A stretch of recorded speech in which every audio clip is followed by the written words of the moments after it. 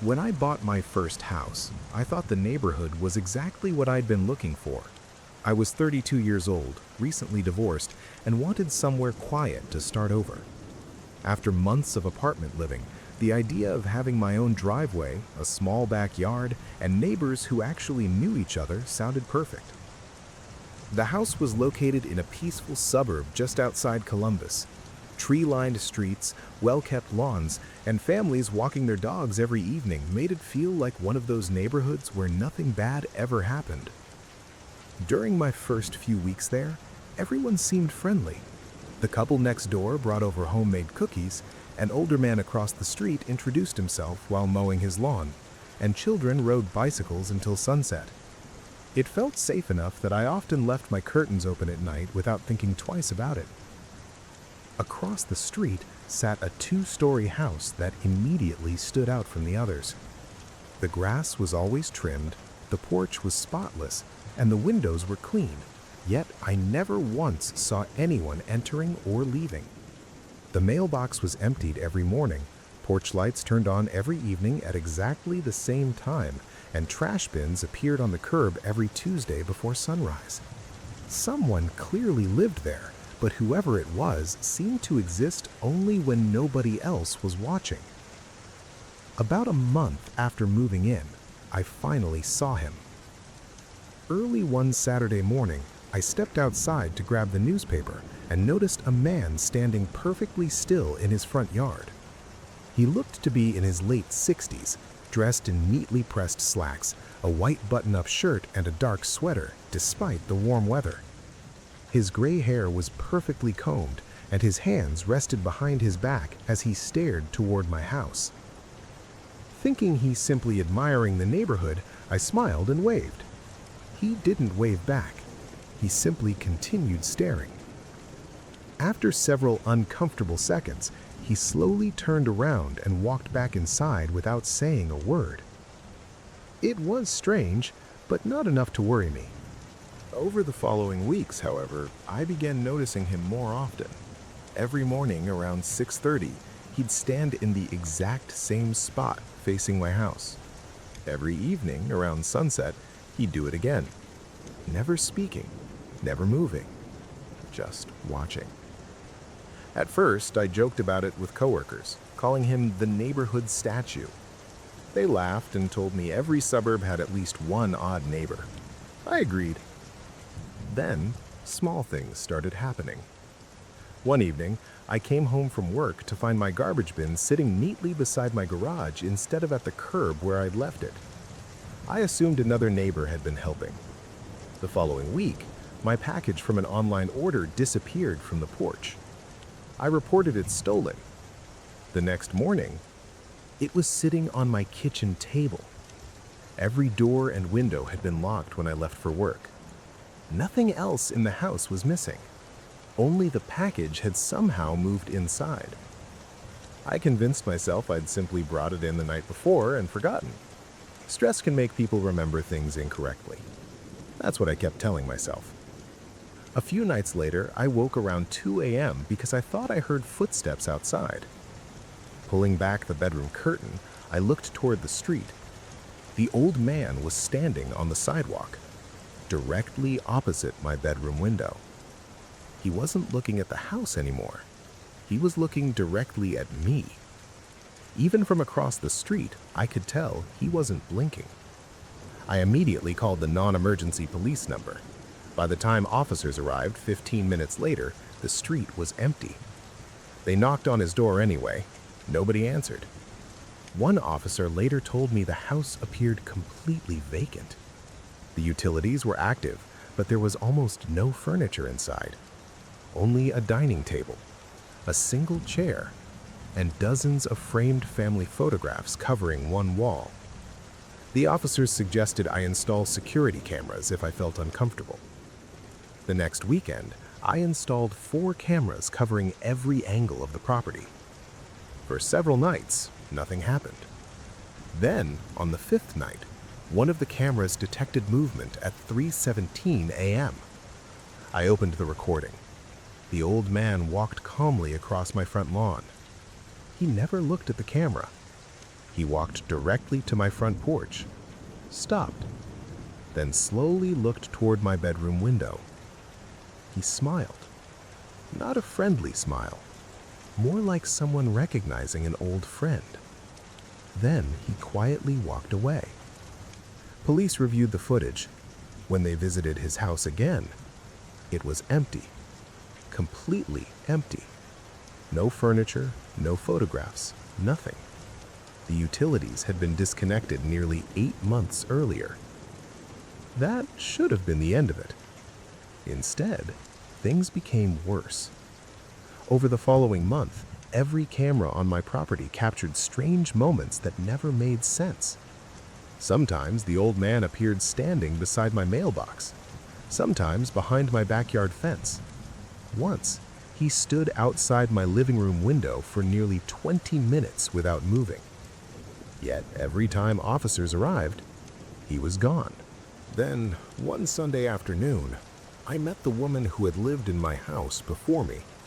She stopped by to collect a piece of mail that had accidentally been delivered to the old address. While chatting, I casually mentioned the elderly man across the street. The color drained from her face.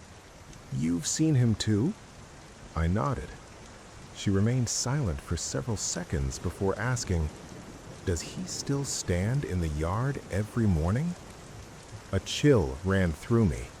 She explained that she'd lived there for almost 6 years. The man had watched her house almost every day. She'd reported him countless times. Police never found enough evidence to charge him with anything. Eventually, she became so frightened that she sold the house and moved away. Before leaving, she handed me something folded inside an old envelope. It was left in my mailbox the week before I moved. Inside was a photograph.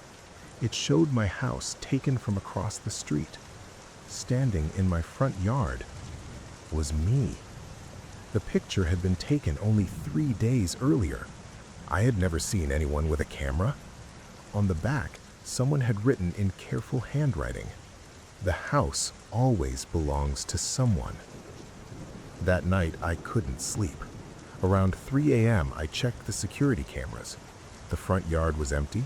The backyard was empty. The driveway was empty. Then I opened the camera facing my living room. For a moment, I couldn't understand what I was seeing. The camera wasn't showing the room. It was showing me, standing in front of the monitor, looking directly into the lens. Except I wasn't standing there. I was sitting upstairs in my bedroom. Before I could process it, the figure on the screen smiled. Then the recording ended. I grabbed a baseball bat and searched every room in the house. Nothing. Doors locked, windows locked, nobody inside. The next morning, I packed a suitcase and left. I never spent another night in that house. A few months later, curiosity led me to check online real estate listings. The house had been sold again. The newest listing photo showed a young couple smiling on the front porch. Across the street, standing in the exact same place as always, was the old man, watching, patiently waiting for the next family to move in. Before we move on to the next story, if you're enjoying tonight's collection, take a second to subscribe. There are plenty more unsettling stories waiting for you. Now, let's get back to the darkness.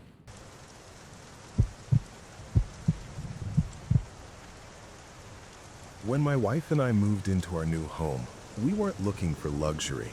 We just wanted a quiet place where we could raise our 2 young children away from the noise of the city.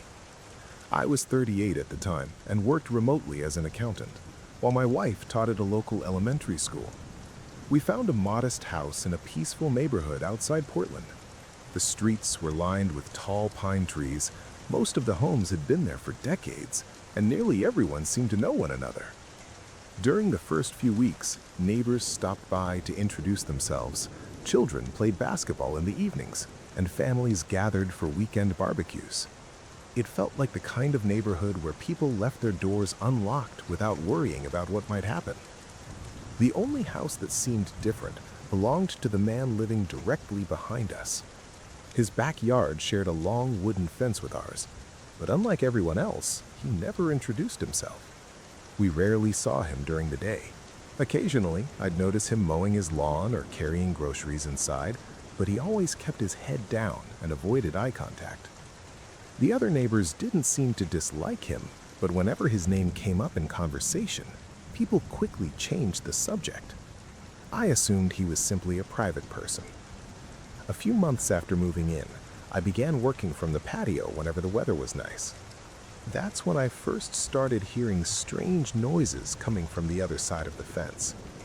At first, it sounded like someone digging, slow, steady scraping, followed by the dull thud of dirt being moved.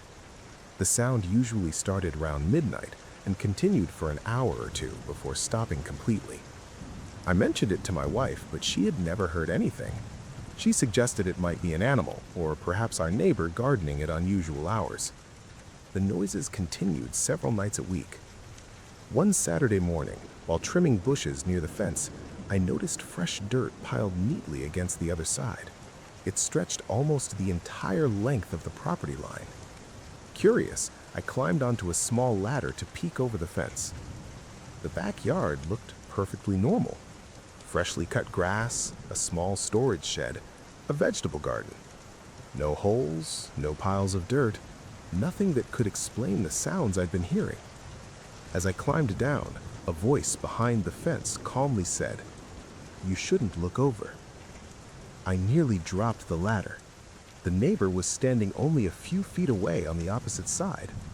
His voice wasn't angry. If anything, it sounded almost polite. I apologized and explained that I'd been curious about the late-night digging. There was a long silence. Then he quietly replied, "I've never dug anything." That answer stayed with me. A week later, my youngest son came running inside after playing in the backyard. He said he'd found a small toy car buried near the fence. At first, I assumed it belonged to one of the previous owners, but when I looked more closely, the toy was extremely old. Its paint had faded almost completely, and the metal wheels were rusted solid. The strange part was that it had been buried only a few inches beneath the surface, as though someone had placed it there recently. Over the following days, we found more objects: a child's shoe, an old wristwatch, a cracked porcelain doll. Everything had been buried in a straight line running alongside the fence. I eventually decided to call the city, assuming construction debris had somehow been left underground years earlier. Before anyone could inspect the yard, something happened that made the buried objects seem insignificant. One evening, while taking the trash outside, I noticed movement behind the fence. Someone was standing on the other side, not moving, not speaking, just standing there. I couldn't see the person's face, only the top of their head above the wooden boards. Thinking it was my neighbor, I called out. No response. The figure remained completely still. After several uncomfortable seconds, it slowly lowered out of sight. The following morning, I asked my neighbor whether he'd been in his yard the night before. He looked genuinely confused. "I've been out of town since Tuesday." He even showed me the luggage in his truck after returning home only an hour earlier. I didn't know what to say. That night, I installed motion-activated lights along the fence. Around 2:40 a.m., every light switched on simultaneously. I immediately checked the backyard through the kitchen window. Nothing. No movement, no person. Then, I noticed the lights weren't illuminating our side of the fence. They were illuminating someone walking slowly on the other side. Only their shadow was visible. The figure moved steadily from one end of the fence to the other. When it reached the far corner, it stopped. Then, the shadow simply disappeared. The next morning, I inspected the fence. Near the bottom of one board was a tiny hole barely large enough to look through. Curious, I crouched down. Instead of seeing the neighbor's yard, I saw another fence, only a few feet away. Confused, I stood up and looked over the top. The yard appeared completely normal. When I looked through the hole again, the second fence was still there, as though the space behind ours had somehow become much deeper than it should have been. I covered the hole with a piece of wood and tried to forget about it. 2 nights later, I woke to the sound of knocking. Not at the front door. From the fence. 3 slow knocks, then silence. A minute later, 3 more. I grabbed a flashlight and stepped into the backyard. Rain had begun falling lightly. The yard was empty. As I turned to go back inside, another 3 knocks echoed from the fence, this time directly in front of me. I shined the flashlight across the boards. Nothing. Then a quiet voice came from the other side. "Don't answer." The voice sounded exactly like my neighbor. The problem was, at that exact moment, I saw his car pulling into his driveway from the street. He had only just arrived home. The knocking stopped immediately. The next morning, I finally told my neighbor everything. To my surprise, he didn't laugh. He simply stared at the fence for a long moment. Then he said, "The previous owner used to hear it too." Before I could ask another question, he walked into his shed and returned carrying an old photograph. It showed both of our houses shortly after they had been built decades earlier. There was no fence between them. Instead, a narrow dirt path separated the properties. Standing on that path were several children. One of them held the same rusted toy car my son had found buried in our yard.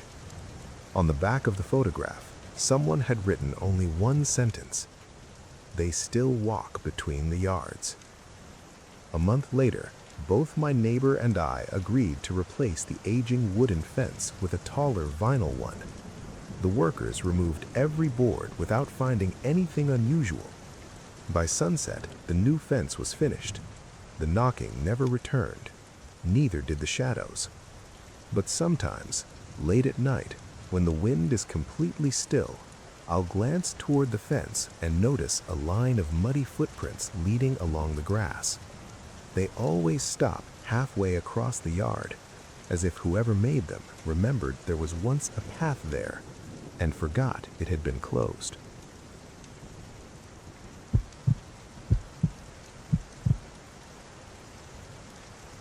I never considered myself the kind of person who paid attention to other people's lives. I was 34 years old, worked from home as a software developer, and spent most of my days staring at computer screens. My wife often joked that I noticed software bugs more quickly than I noticed people. We had recently moved into a quiet neighborhood outside Nashville after our first daughter was born. The slower pace of life was exactly what we wanted. The houses were spaced comfortably apart. Everyone kept their lawns tidy, and evenings were so peaceful that the loudest sounds usually came from crickets or sprinklers. It felt like the perfect place to raise a family. Our next-door neighbors moved in about 2 months after we did. A middle-aged couple, very polite, very quiet. They introduced themselves on moving day, exchanged phone numbers in case of emergencies, and thanked everyone for making them feel welcome. Nothing about them seemed unusual. They smiled when they passed us outside, collected their mail every afternoon, and kept their property in immaculate condition. The only strange thing was their lights. Every night, without fail, the lights inside their house switched on and off in the exact same order. At precisely 7 p.m., the kitchen light turned on. At 7:05, the dining room. At 7:12, the upstairs hallway. At 7:18, the master bedroom. By 10 p.m., every light switched off one by one in the exact reverse order. It happened every single night, weekdays, weekends, holidays. even during severe thunderstorms. At first, I thought it was coincidence. Then I realized the timing never changed, not by a single minute. One evening, I mentioned it to my wife while we were watching television. She looked out the window. That's actually kind of creepy. After that, we both started noticing it. A few weeks later, I happened to glance outside at 7 p.m. The kitchen light turned on exactly as expected, but something else caught my attention. No one had entered the room. The light simply switched on. 5 minutes later, the dining room lit up. Still no movement, no silhouettes, no sounds. Just empty rooms becoming illuminated. Curiosity got the better of me. The next afternoon, while mowing the lawn, I struck up a conversation with the husband. Trying to sound casual, I joked that they had the most punctual lighting schedule I'd ever seen. He smiled. We like routines. That was all he said. I laughed politely and thought nothing more of it. Until the following Friday. That evening, around 8:30 p.m., our neighborhood lost power. The entire street went dark. Every house, every streetlight, everything. Except theirs. Every light inside their home remained on exactly according to schedule. Bright, steady, as though nothing had happened. I walked outside with several neighbors. Everyone noticed it. One neighbor even joked that they must have bought the world's best backup generator. But there was no sound. No generator humming, no portable equipment outside. Nothing. 20 minutes later, the power returned.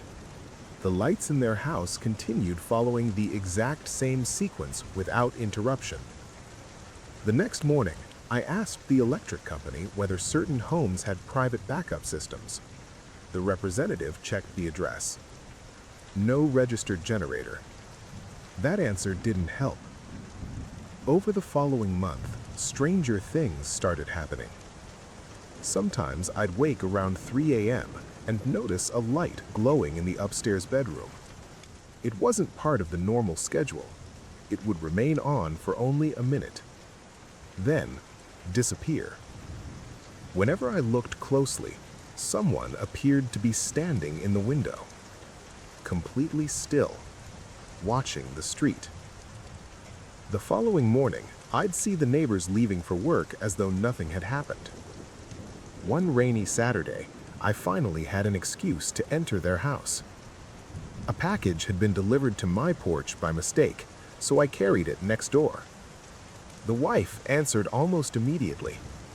She thanked me warmly and invited me inside while she searched for a package meant for my address. The interior surprised me. The house was almost empty. Not abandoned, just sparse. Minimal furniture, bare walls, no family photographs, no decorations, nothing that made it feel lived in. Then I noticed something that made my stomach tighten. Every room contained digital timers mounted beside the switches. Each displayed countdown clocks synchronized to the exact second. As I stared at one, it reached 0. Click. The hallway light switched on. The wife smiled when she noticed me looking. My husband loves automation. I nodded. That explanation made sense, at least for a moment. Then I realized something. The timer hadn't activated the hallway light. It had activated the bedroom light upstairs, a room that wasn't connected to that switch. I left shortly afterward, feeling strangely unsettled. 3 nights later, I woke to the sound of my daughter crying. As I walked past the bedroom window to check on her, I noticed every light inside the neighbor's house was on. Every single one. The time was 2:47 a.m. That had never happened before. Then, every light went out simultaneously. The entire house became pitch black. A few seconds later, every window filled with silhouettes, dozens of them, standing perfectly still, looking outward. I counted at least 15 figures. There should have been only 2 people living there. I blinked. The silhouettes vanished. The lights returned to normal. The next morning, police cars surrounded the house. Not because of my report, because neither neighbor had been seen for over a week. Coworkers had requested a welfare check after they stopped answering calls. Officers forced open the front door. The house was empty. Completely empty. No clothing, no food, no toiletries, nothing. The timers remained mounted on every wall, still counting, still switching lights on and off. Investigators eventually concluded the couple had left unexpectedly. No forwarding address, no financial activity, no explanation. Months passed. Another family purchased the house. They renovated it completely, removed every timer, repainted every room. Life slowly returned to normal. Then one evening, nearly a year later, I happened to glance outside at exactly 7 p.m. The kitchen light turned on. At 7:05, the dining room. At 7:12, the upstairs hallway. The new owners were away on vacation. I knew that because we'd been feeding their cat.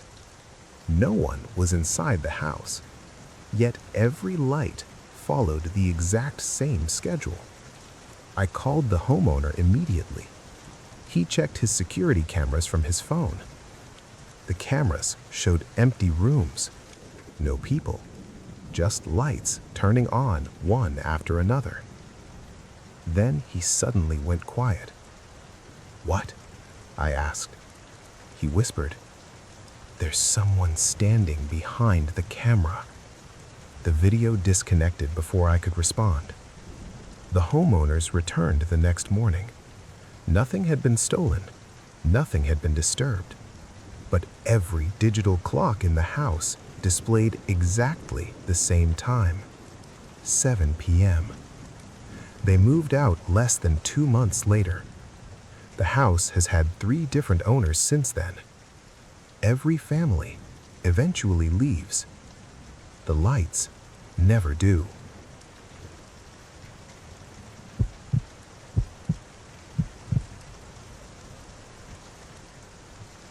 I moved into the neighborhood after accepting a promotion that required me to relocate across the state. I was 36 years old, recently engaged, and excited to finally afford a house instead of another apartment. The neighborhood outside Charlotte seemed perfect. It was quiet, clean, and filled with families who had lived there for years. On moving day, several neighbors stopped by to introduce themselves, offering restaurant recommendations, and even helping me carry a few boxes into the garage. It immediately felt welcoming. The only person I didn't meet that day was the man living directly next door. I finally saw him 2 days later. I was watering the front lawn when he casually walked over and introduced himself as Daniel. He looked to be in his early 50s, dressed neatly, and spoke with the confidence of someone who enjoyed conversation. He welcomed me to the neighborhood, shook my hand, and somehow managed to make me feel comfortable within minutes. Before walking away, he smiled and said, "I hope your fiancé likes the blue bedroom upstairs." I laughed. "How did you know it was blue?" He paused, then shrugged. "Just a lucky guess." At first, I thought nothing of it. The bedroom really was blue because the previous owners had painted it that color. Maybe he'd known them.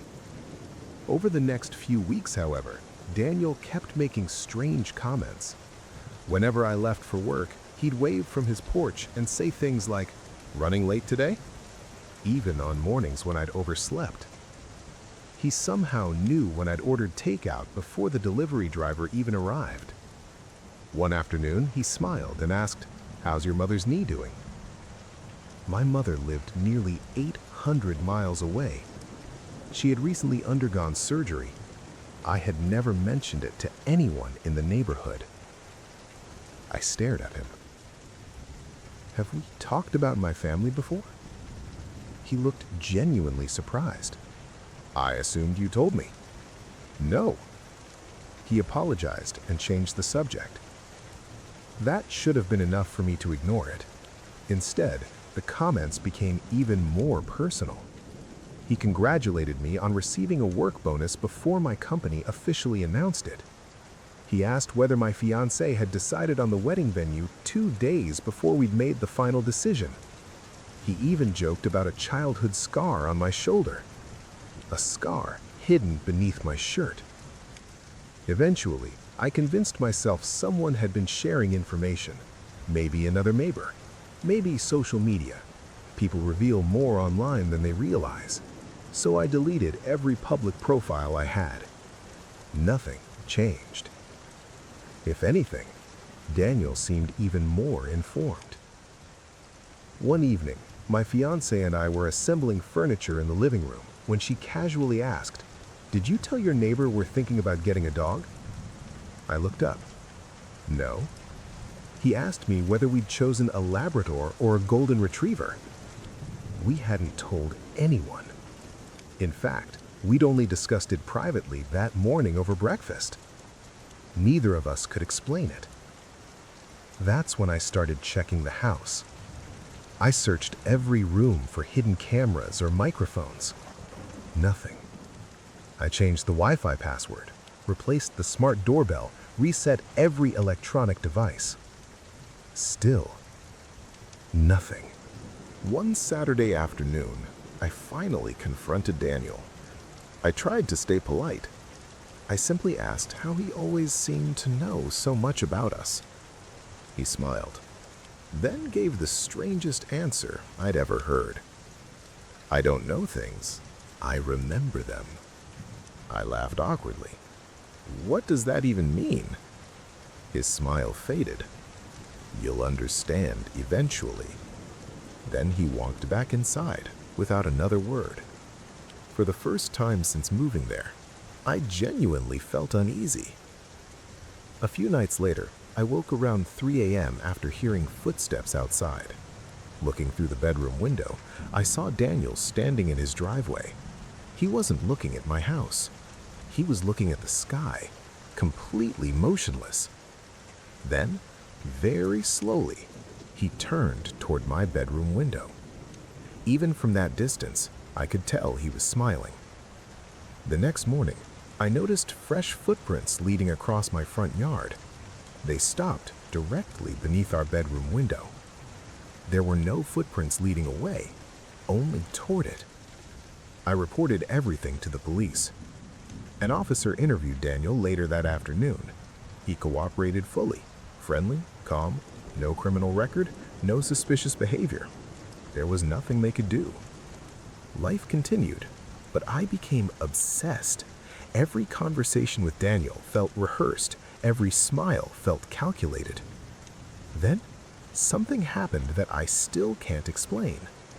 One evening, my fiancé and I decided, completely on impulse, to postpone our wedding by 6 months because of work commitments.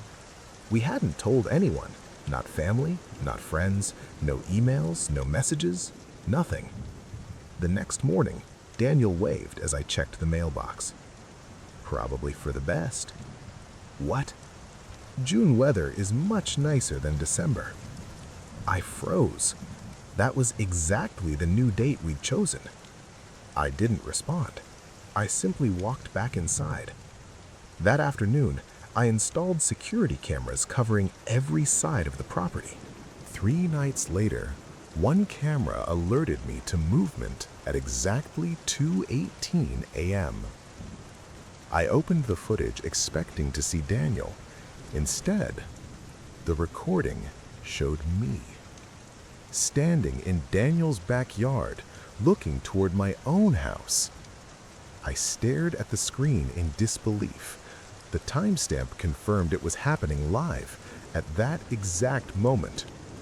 I was sitting in my living room watching the recording. The figure slowly turned toward the camera, It had my face, my height, my clothes. It smiled, then walked into Daniel's house. I ran outside immediately. Police arrived within minutes. Daniel answered the door wearing pajamas, looking half asleep. His house was spotless. No one else was inside.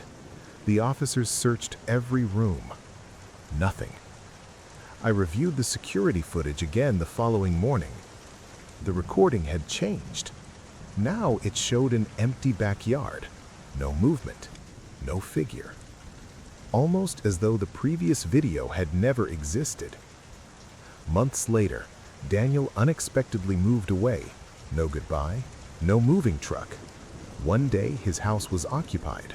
The next day it was empty. A young couple purchased it shortly afterward. While introducing myself, I casually asked whether the previous owner had left anything behind.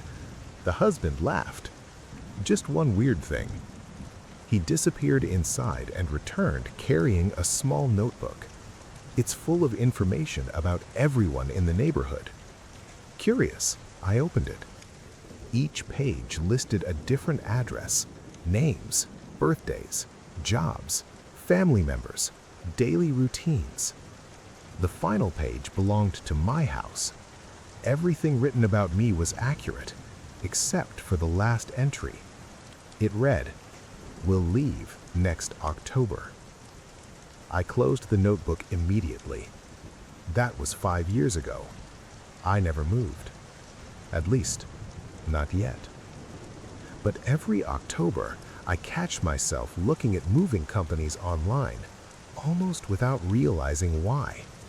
Sometimes I wonder whether Daniel ever predicted the future, or whether he simply knew something that the rest of us hadn't reached yet.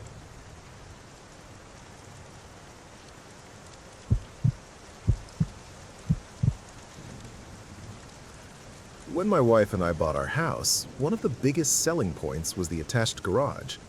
It sounds like a small thing, but after years of living in apartments and scraping ice off my car every winter, being able to pull straight into my own garage felt like a luxury. I was 40 years old at the time and worked as an insurance investigator in Minneapolis. My job often involved long hours, so I usually came home well after dark. The neighborhood was quiet, filled with retired couples and young families, and everyone seemed to look out for each other. It wasn't the kind of place where you expected anything unusual to happen. The house next door belonged to an elderly widower named Frank. He'd lived there for more than 30 years and quickly became one of the friendliest people on the street. Every morning he'd wave while collecting his newspaper, and every Saturday he spent hours working in his garage.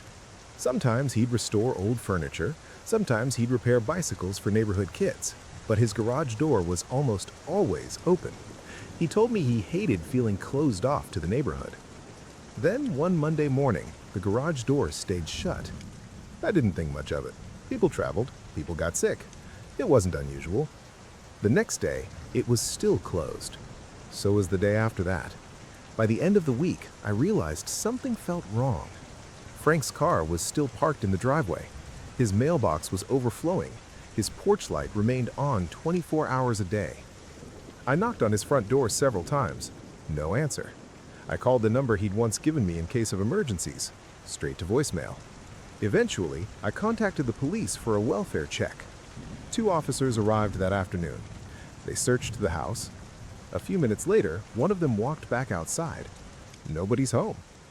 They explained that although the car was present, there were signs Frank had left voluntarily. His wallet, medication, and clothing were gone. It didn't make sense. Frank never went anywhere without telling at least one neighbor. Still, there was no evidence of foul play. Life moved on. A week later, a moving company emptied the house. According to another neighbor, Frank had apparently sold it to a young couple. Within days, they moved in. Mark and Emily. Friendly. Normal. Exactly the kind of people you'd expect to live there. But something strange happened almost immediately. Their garage door never opened. Not once, despite owning 2 vehicles. Every morning, they left through the front door. Every evening, they parked in the driveway. The garage remained permanently closed. One Saturday, I joked with Mark while we were both mowing our lawns. You know you've got a perfectly good garage, right? He smiled awkwardly. We're using it for storage.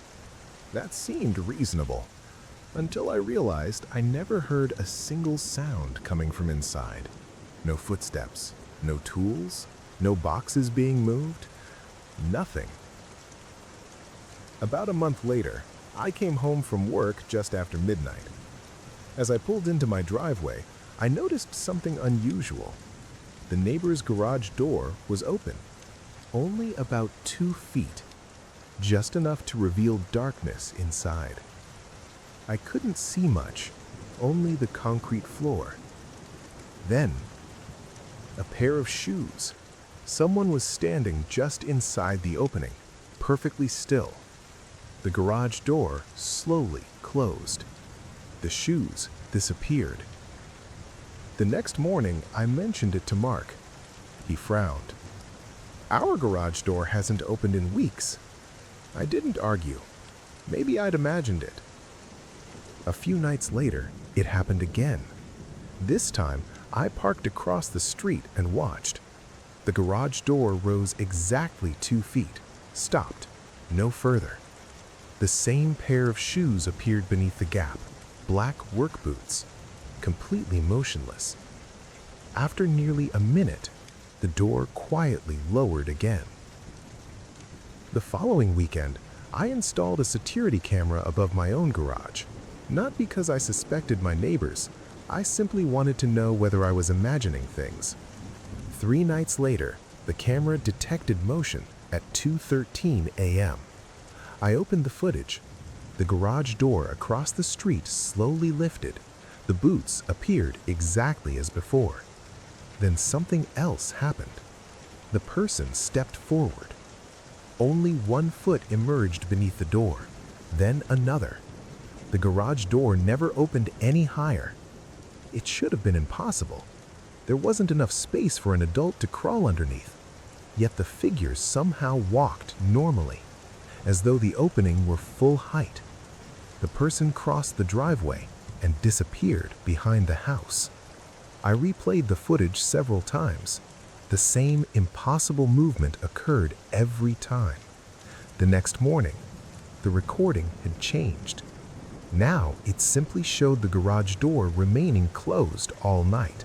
No movement, no figure, nothing. I began questioning my own memory until another neighbor knocked on my door. He asked if he'd seen anyone outside around 2 in the morning. When I hesitated, he quietly admitted he'd witnessed someone walking out of the closed garage several nights earlier. He'd told his wife. She didn't believe him. Neither of us knew what to make of it. A few weeks later, Mark and Emily invited several neighbors over for a barbecue.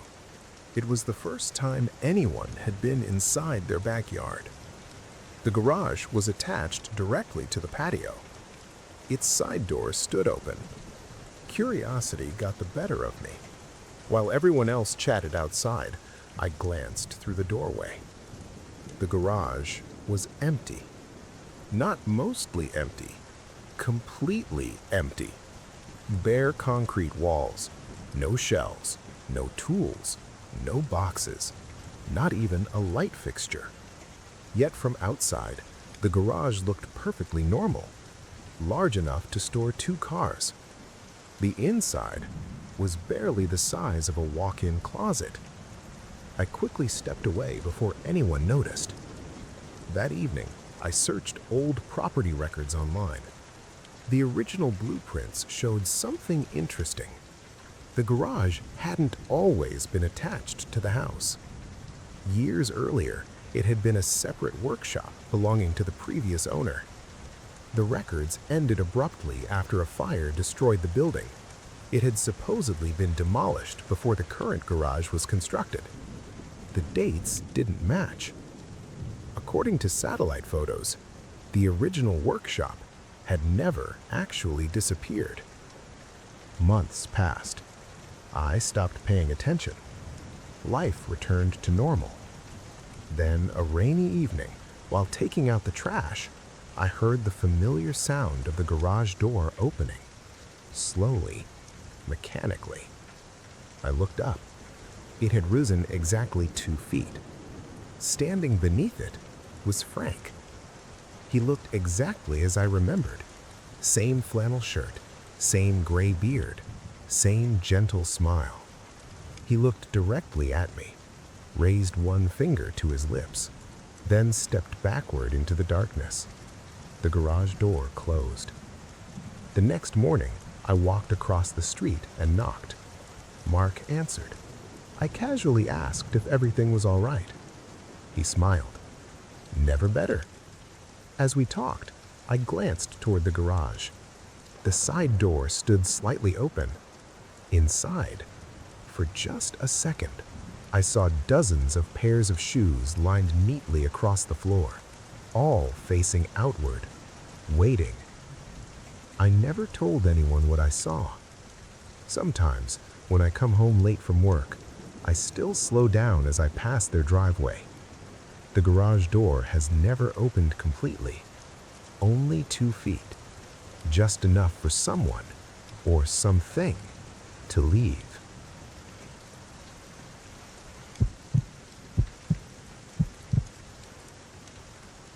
The house next to mine sat empty for almost 4 years. When I first moved into the neighborhood, everyone told me the same thing. Don't expect anyone to buy that place. Nobody ever explained why. They'd simply shrug, change the subject, or say the owners always left after a few months. I assumed the house had serious structural problems or maybe a history that made buyers nervous. I didn't think much about it. I was 33 years old, worked as a freelance photographer, and had chosen the quiet suburb outside Denver because it gave me plenty of peace between assignments.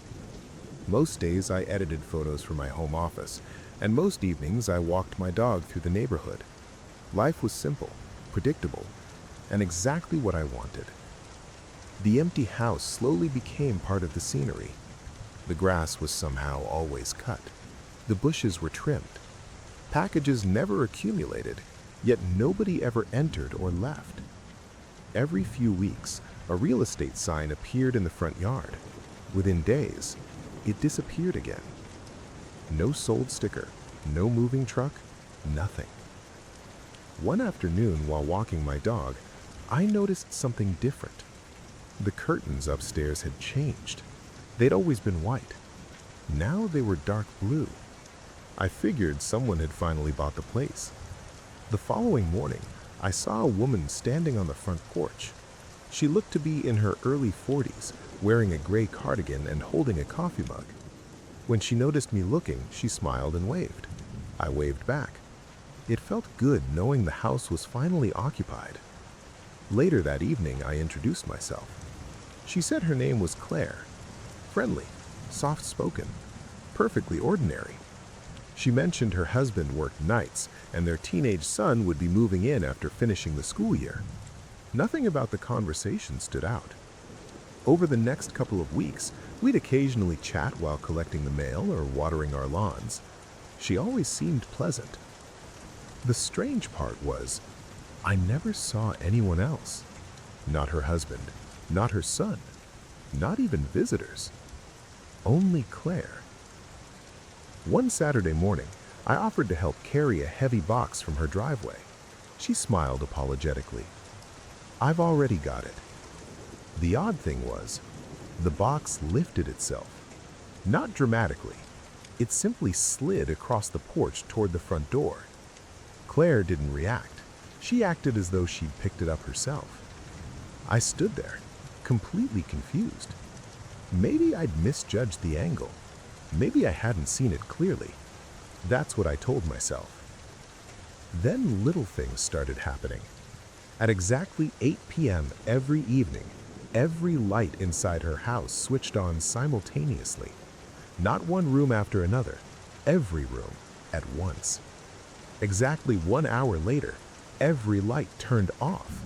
Again, all together, no exceptions, no variation. One rainy afternoon, Claire knocked on my door asking to borrow a flashlight because, according to her, the electricity kept cutting out. That surprised me. None of the other houses had lost power. I lent her one anyway. The next day, she returned it, still sealed in its original packaging. The batteries had never been installed. When I jokingly asked whether she'd fixed the outage, she looked puzzled. What outage? I reminded her she'd borrowed the flashlight. She smiled politely. I don't think I did. I assumed she'd simply forgotten. A few nights later, my dog refused to go near the fence separating our properties. He wasn't barking. He wasn't growling. He simply froze. His ears flattened against his head, and he stared toward Claire's house without moving. Then, he quietly backed away and pulled me toward the back door. He never behaved like that before, or after. About a month later, I woke around 2:30 a.m. because my security camera detected motion. Expecting to see a raccoon or stray cat, I checked the live feed. Claire was standing in my backyard. She faced my house, completely still, barefoot, wearing the same gray cardigan. I hurried downstairs and looked through the kitchen window. The backyard was empty. I checked the camera again. She was still there, standing exactly where I'd looked, watching my house. Then, she slowly smiled. The live feed froze for 5 seconds. When it reconnected 5 seconds later, she was gone. The next morning, I walked over and asked whether she'd been outside during the night. She laughed. I sleep like a rock. There wasn't the slightest hint she was lying. Days turned into weeks. The strange incidents continued. Sometimes I'd glance out my office window and see Claire gardening. Then I'd blink, and she'd already be standing on her front porch, as though she'd crossed the yard instantly. Other times I'd hear her voice outside, chatting with someone. When I looked, she was alone. Eventually, curiosity got the better of me. I searched county property records. According to the documents, the house had never been sold.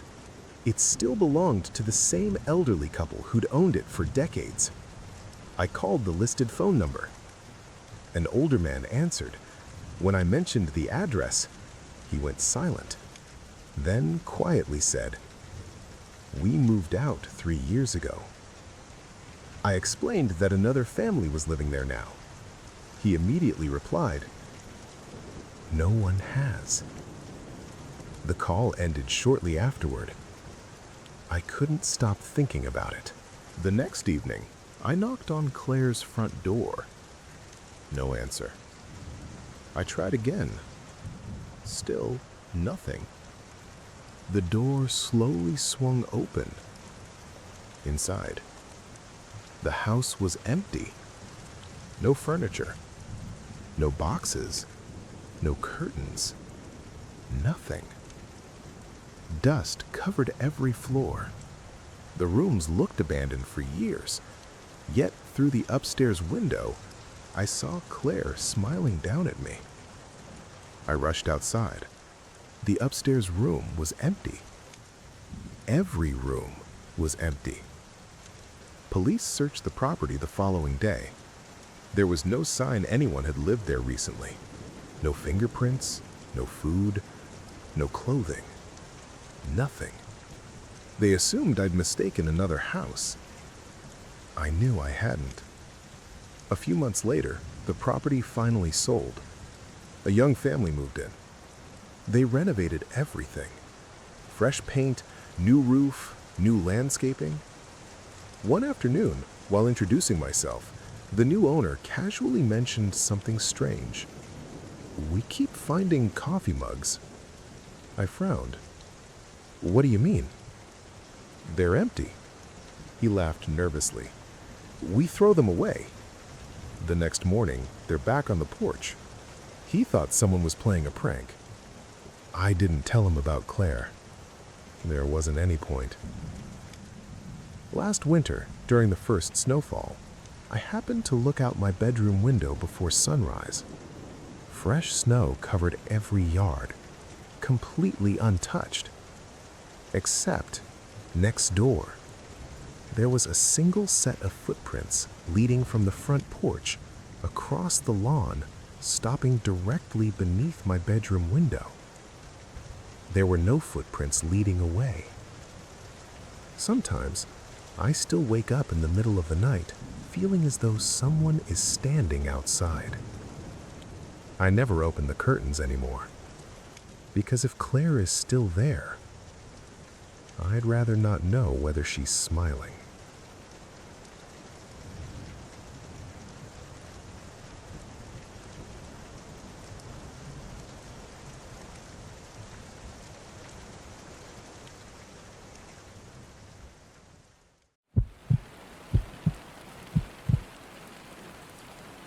I was 26 years old when I moved into a small rental house outside Portland. At the time, I had just started a new job and wanted somewhere quiet to live. The neighborhood was exactly what I was looking for. Tree-lined streets, older homes, and very little traffic. Most of the residents were either retirees or young families. It felt safe enough that people left bicycles on their porches and forgot to lock their cars at night. For the first month, everything was perfect. I settled into a routine quickly. I worked during the day, came home in the evening, watched television for a few hours, and went to bed. Nothing unusual ever happened. The first time I noticed him was completely by accident. One evening after work, I was standing in my kitchen making dinner when I happened to glance through the front window. Across the street, a man stood beside a street lamp. He wasn't walking, he wasn't talking on the phone. He was simply standing there. At first, I didn't think much of it. Maybe he was waiting for someone. Maybe he lived nearby. After a few minutes, I went back to cooking and forgot about it entirely. The next night, I saw him again. Same street lamp, same position, standing completely still. This time, I watched for several minutes. He never moved. Eventually, I closed the curtains and went about my evening. By the third night, however, I started feeling uneasy. The man appeared again shortly after sunset. He stood beneath the street lamp facing directly toward my house. The distance made it impossible to see his face clearly, but something about his stillness bothered me. Most people shift their weight, check their phones, or look around occasionally. This man did none of those things. He simply stood there, watching. A week passed, then another. The man continued appearing almost every night, always after dark, always at the same spot, always facing my house. I mentioned it to a coworker during lunch one day. She laughed and suggested I was being paranoid. Looking back, I wish she had been right. Over the following weeks, small things began happening around the property. At first, they seemed insignificant. A backyard gate that I was certain I'd locked would be standing open the next morning. A porch chair would be facing a different direction. Once, I found muddy footprints beneath my bedroom window after a night of rain. Each individual event seemed easy enough to explain, but together, they started creating a feeling that someone had been near the house while I slept. One Friday evening, I returned home later than usual after dinner with friends. As I pulled into the driveway, my headlights swept across the front yard. For a split second, I thought I saw someone standing beside the house. The figure disappeared before I could get a better look. I sat in the car staring into the darkness for nearly a minute before convincing myself I had imagined it. After all, the neighborhood was quiet. Nothing bad had actually happened. I went inside and locked every door before heading to bed. Around 2:30 in the morning, I woke up unexpectedly. At first, I wasn't sure why. Then I heard it. Footsteps. Outside my bedroom window. Slow footsteps, crunching softly through the grass. I immediately sat upright in bed. The footsteps continued moving around the side of the house. Every instinct told me not to look outside, but curiosity eventually got the better of me. I carefully pulled back the curtain. Nobody was there. The yard was empty. The street was empty. The only light came from the street lamp across the road. And beneath that street lamp stood the man watching the house. My stomach dropped instantly. The curtains in my bedroom should have made it impossible for him to know I was looking outside. Yet at that exact moment, he slowly raised one hand and waved. I slammed the curtain shut and didn't sleep again for the rest of the night. The following evening, I installed security cameras around the property. The system covered the front yard, backyard, driveway, and every entrance to the house. For several days, nothing happened. Then, one morning, I reviewed the footage from overnight. At 3:14 a.m., the cameras captured a figure entering my backyard. The person never looked toward the cameras, never hesitated, never appeared concerned about being recorded. Instead, he slowly walked around the entire property as if he already knew the layout. He checked windows, walked around the garage, stood outside the back door for nearly 10 minutes. Then, just before leaving, he looked directly into the camera. It was the man from the street lamp. I immediately called the police. An officer reviewed the footage and promised extra patrols through the neighborhood. Unfortunately, they couldn't do much else because the man hadn't technically committed a crime. He hadn't broken into the house. He hadn't threatened me. He had simply been on the property. The next few days were quiet. Too quiet. Then, one night, I came home from work and noticed something sitting on my kitchen table. A photograph. The image showed me sleeping in my bed. The photo had been taken from inside my bedroom. I don't remember much about the next few hours. Police searched the house from top to bottom. Every door remained locked. No windows showed signs of forced entry. Nothing had been stolen. Nobody could explain how the photograph got there. Then one of the officers discovered something in the attic. A sleeping bag, empty food wrappers, water bottles, and dozens of photographs. Hundreds, actually. Pictures of me arriving home from work, pictures of me mowing the lawn, pictures taken through windows, pictures taken inside the house. The attic connected to a small hidden crawlspace running above several rooms. Whoever had been stalking me had apparently been living there periodically for weeks. The realization made me physically sick. I moved out the following day. Police searched extensively for the man but never found him. For nearly a year, I heard nothing. Then one evening, after moving to a completely different city, I received a letter in the mail. No return address, no stamp, just my name written on the envelope. Inside was a single photograph, a recent photograph, taken through the window of my new apartment. On the back, written in black ink, were 5 words: "You should close your curtains."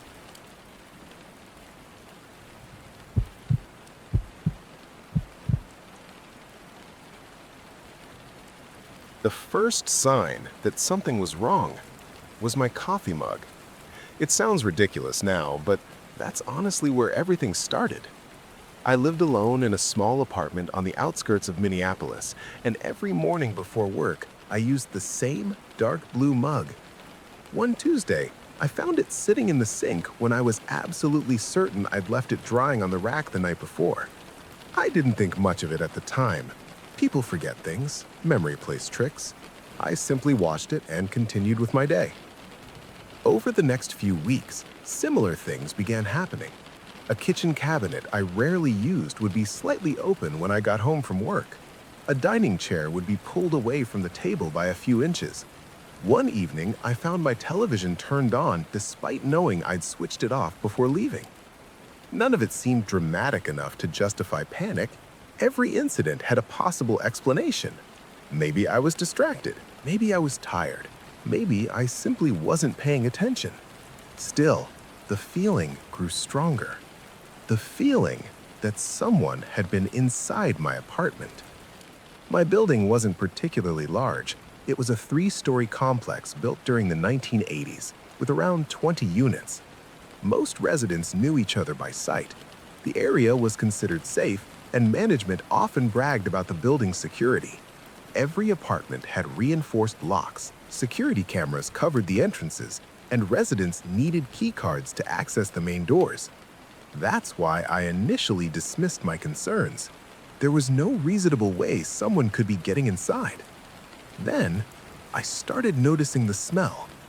Every few days, usually in the evening, I'd walk into my apartment and catch a faint scent of cologne lingering in the air. Not strong, just enough to notice. The problem was that I didn't wear cologne. None of my friends wore that particular scent either. It smelled old-fashioned somehow, sharp and woody, the kind of fragrance you might expect from someone decades older than me. The smell never stayed long. Within minutes, it would fade completely. One Friday night, I returned home later than usual after spending the evening with coworkers. The apartment felt unusually cold when I entered. I locked the door behind me and headed toward the kitchen. That's when I noticed something sitting on the counter. A loaf of bread. At first glance, it seemed normal. Then I realized I hadn't bought bread in nearly 2 weeks. I checked the packaging. The expiration date showed it had been purchased earlier that same day. I stood there staring at it for several seconds before searching the entire apartment. Every room was empty. Every window was locked. Nothing appeared disturbed. I threw the bread away and convinced myself there had to be some explanation. The next morning, I checked the trash can. The bread was gone. The bag remained. The bread itself had disappeared. That was the moment I finally installed security cameras inside the apartment. One camera covered the living room, another pointed toward the kitchen, a third monitored the hallway leading to the bedroom. The system automatically uploaded footage to cloud storage, making it impossible for anyone to tamper with recordings. For several days, nothing happened. Then, one Thursday afternoon, while sitting at work, I received a motion alert. Someone was moving inside my apartment. My stomach dropped immediately. I opened the camera feed expecting to see a burglar. Instead, I saw a man calmly sitting at my kitchen table. He wasn't stealing anything, wasn't searching drawers, wasn't rushing. He simply sat there drinking coffee from my mug. I immediately called the police. Officers arrived within minutes. By the time they entered the apartment, the man was gone. No signs of forced entry, no broken locks, no damaged windows, nothing. The footage, however, clearly showed him. A man in his late 40s, short dark hair, gray jacket, completely unfamiliar. Police reviewed the recordings repeatedly but couldn't identify him. Even stranger, the cameras captured him entering through the front door using a key. Not picking the lock, not forcing it open, using a key. Management insisted no duplicate keys existed outside their records. The police suggested changing the locks immediately. I did exactly that. For the first time in weeks, I felt safe. Then, the notes started appearing. The first note was tucked inside a kitchen drawer. "You changed the lock." That's all it said. No signature, no explanation, just those 4 words. A second note appeared 2 days later. "The new key works differently." By that point, I barely slept. Every noise in the apartment made me jump. I checked closets constantly, double-checked locks, kept lights on throughout the night. The police increased patrols but still couldn't figure out how the man was entering. Then came the video. Around midnight one Saturday, another motion alert appeared on my phone. I opened the camera feed. The man stood directly in front of the living room camera. For several seconds, he simply stared into the lens. Then he smiled, slowly, deliberately, and held up a key. Not my apartment key, a different key. An older key, rust-covered, attached to a faded tag. The tag contained a unit number. My unit number. The man then spoke for the first time. "You're in my apartment." The feed cut out immediately afterward. Police arrived within minutes but found nothing. Again, no trace, no evidence, no intruder. The following day, management dug through decades of building records trying to identify the man. Late that afternoon, they finally found something. The apartment I rented had once belonged to a tenant who disappeared 22 years ago. His belongings remained untouched for months because authorities believed he might return. He never did. Nobody ever discovered what happened to him. Management showed me the file photograph. The man from my cameras stared back at me. Same face, same jacket, same age. Exactly the same. According to official records, he hadn't been seen since the year he vanished. I moved out less than a week later. A month afterward, curiosity got the better of me, and I contacted a former neighbor to ask whether anything strange had happened since I left. There was a long pause. Then he told me something that still keeps me awake. The new tenant had recently installed security cameras, and according to the footage, someone occasionally sat alone at the kitchen table late at night, drinking coffee, using a dark blue mug.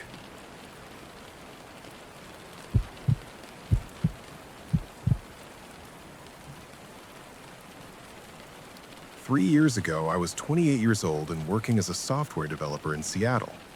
I had recently been promoted at work and finally moved into an apartment that I could comfortably afford on my own. Most of my days followed the same routine. I worked from home several days a week, spent evenings playing video games or watching movies, and rarely had any reason to worry about my safety. Looking back now, those were probably the last normal months of my life before someone began watching me. The first message arrived at 2:17 in the morning on a Wednesday. I remember the exact time because I was still awake watching videos on my phone after a long shift at work. The notification came from a social media account I didn't recognize. The username was nothing but random numbers and letters, and the profile picture was completely black. Normally, I would have ignored it, but the message itself immediately caught my attention. "You should really fix the light in your hallway." At first, I assumed it was spam or some kind of prank. Then I looked up from my bed toward the hallway outside my bedroom. The hallway light had started flickering earlier that week, and I hadn't mentioned it to anyone. Not my coworkers, not my friends, nobody. The message felt strange, but not necessarily threatening. I figured someone had somehow guessed or was trying to mess with random people online. I deleted the message and went to sleep. The next evening, another message appeared. "You almost burned your dinner tonight." That one stopped me cold. An hour earlier, I had accidentally left a pan on the stove while answering a work call. The food wasn't ruined, but it had come close. Again, it wasn't something I had told anyone. For the first time, I clicked on the account profile. There were no posts, no followers, no information whatsoever. It looked like an account created solely to send messages. I blocked it. The following morning, I woke up to find another message from a different account. Blocking me seems rude. A cold feeling settled in my stomach. I immediately blocked the new account too. Throughout the day, I tried convincing myself there had to be a reasonable explanation. Maybe someone I knew was playing a joke. Maybe one of my friends had created fake accounts. The problem was that the messages kept arriving, and each one contained details nobody should know of. You fell asleep on the couch at 11:42 p.m. You forgot to lock the balcony door. You should water the plant near the television. Every message was accurate, every single one, and none of them made any sense. At the time, I lived alone in a third-floor apartment outside Seattle. The building overlooked a busy intersection and was surrounded by other apartment complexes. My unit wasn't luxurious, but it was comfortable. Large windows faced the city skyline, and a small balcony overlooked the parking lot below. I had lived there for nearly 2 years without any issues. Suddenly, for reasons I couldn't understand, Someone seemed to know exactly what I was doing at all times. Over the following weeks, the messages became more frequent. Sometimes there would be 10 or 15 in a single day. They arrived at random hours. Some were simple observations, others felt deliberately unsettling. "You seem tired today. That blue shirt looks better than the black one. You should close your blinds more often." That last message made me stop breathing for a moment, because at that exact second, I was standing in front of my living room window.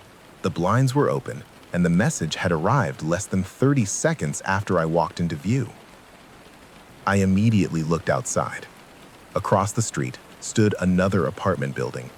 Dozens of windows, hundreds probably. Anyone could have been watching.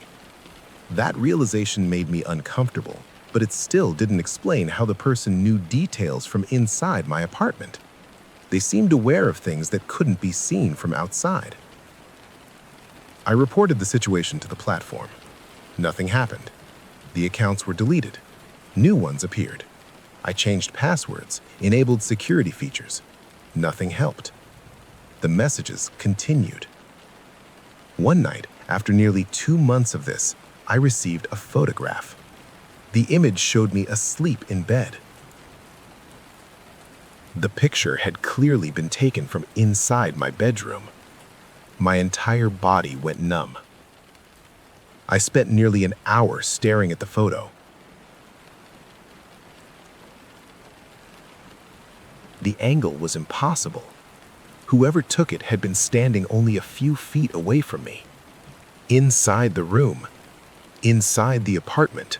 The police took the situation seriously after that. Officers searched the apartment thoroughly. They checked locks, windows, vents, and maintenance access points. Everything appeared secure. There was no evidence of a break-in, no fingerprints, no signs anyone had entered. The officer handling the case suggested installing cameras. I purchased 6 the next day. One covered the front door. Another faced the balcony. Others monitored the living room, kitchen, bedroom, and hallway. For the first week, nothing unusual appeared. Then came Friday night. I was visiting friends across town when my phone received a motion alert from the bedroom camera. Expecting perhaps a technical glitch, I opened the live feed. The bedroom was empty, at least at first. Then movement appeared beneath the bed. I felt every muscle in my body lock up. A man emerged from the darkness beneath my bed and calmly stood up. He wasn't wearing a mask, wasn't rushing, wasn't hiding. He simply walked into the living room and sat on my couch, as if he belonged there. I immediately called the police. Officers arrived in less than 10 minutes. The entire time, I watched the live feed. The man never seemed concerned. He wandered through the apartment casually, opened my refrigerator, looked through family photographs, watched television. Then, moments before police entered the building, he walked toward the balcony and disappeared. The officers searched everywhere. Nothing. No trace, no intruder, no evidence, except the footage. The recordings clearly showed him, yet somehow, he was gone. For the next few days, investigators reviewed every second of video. Eventually, they discovered something strange. The man never entered through a door or window. Instead, he appeared beneath the bed. At first, that sounded impossible. Then, maintenance workers inspected the apartment's structure. What they discovered terrified me. Years earlier, before the building was renovated, hidden maintenance tunnels had been built between units to access plumbing and electrical systems. Most had supposedly been sealed during construction. Most. Not all. One of those passages connected directly to a small opening hidden behind my bedroom wall. The entrance was concealed by furniture, completely invisible unless you knew exactly where to look. Inside the passageway, police discovered blankets, food wrappers, empty water bottles, and dozens of photographs. Pictures of me. Hundreds of them. Some were years old. The stalker had apparently been watching me for far longer than I realized. But that wasn't the worst part. The worst part came from the timestamps. Many of the photographs had been taken before I even moved into the apartment. At first, investigators thought it was a mistake. Then they noticed something else. Every previous tenant had been photographed too. The stalker wasn't obsessed with me. I was simply the latest person he had chosen. I moved out immediately. Months later, the suspect still hadn't been found. The case eventually faded from local news, and life slowly returned to normal. Or at least, I thought it had. Nearly a year later, I received one final message from a newly created account. Just 3 words. Nice new apartment. Attached was a photograph taken through my current living room window. The timestamp showed it had been taken earlier that evening.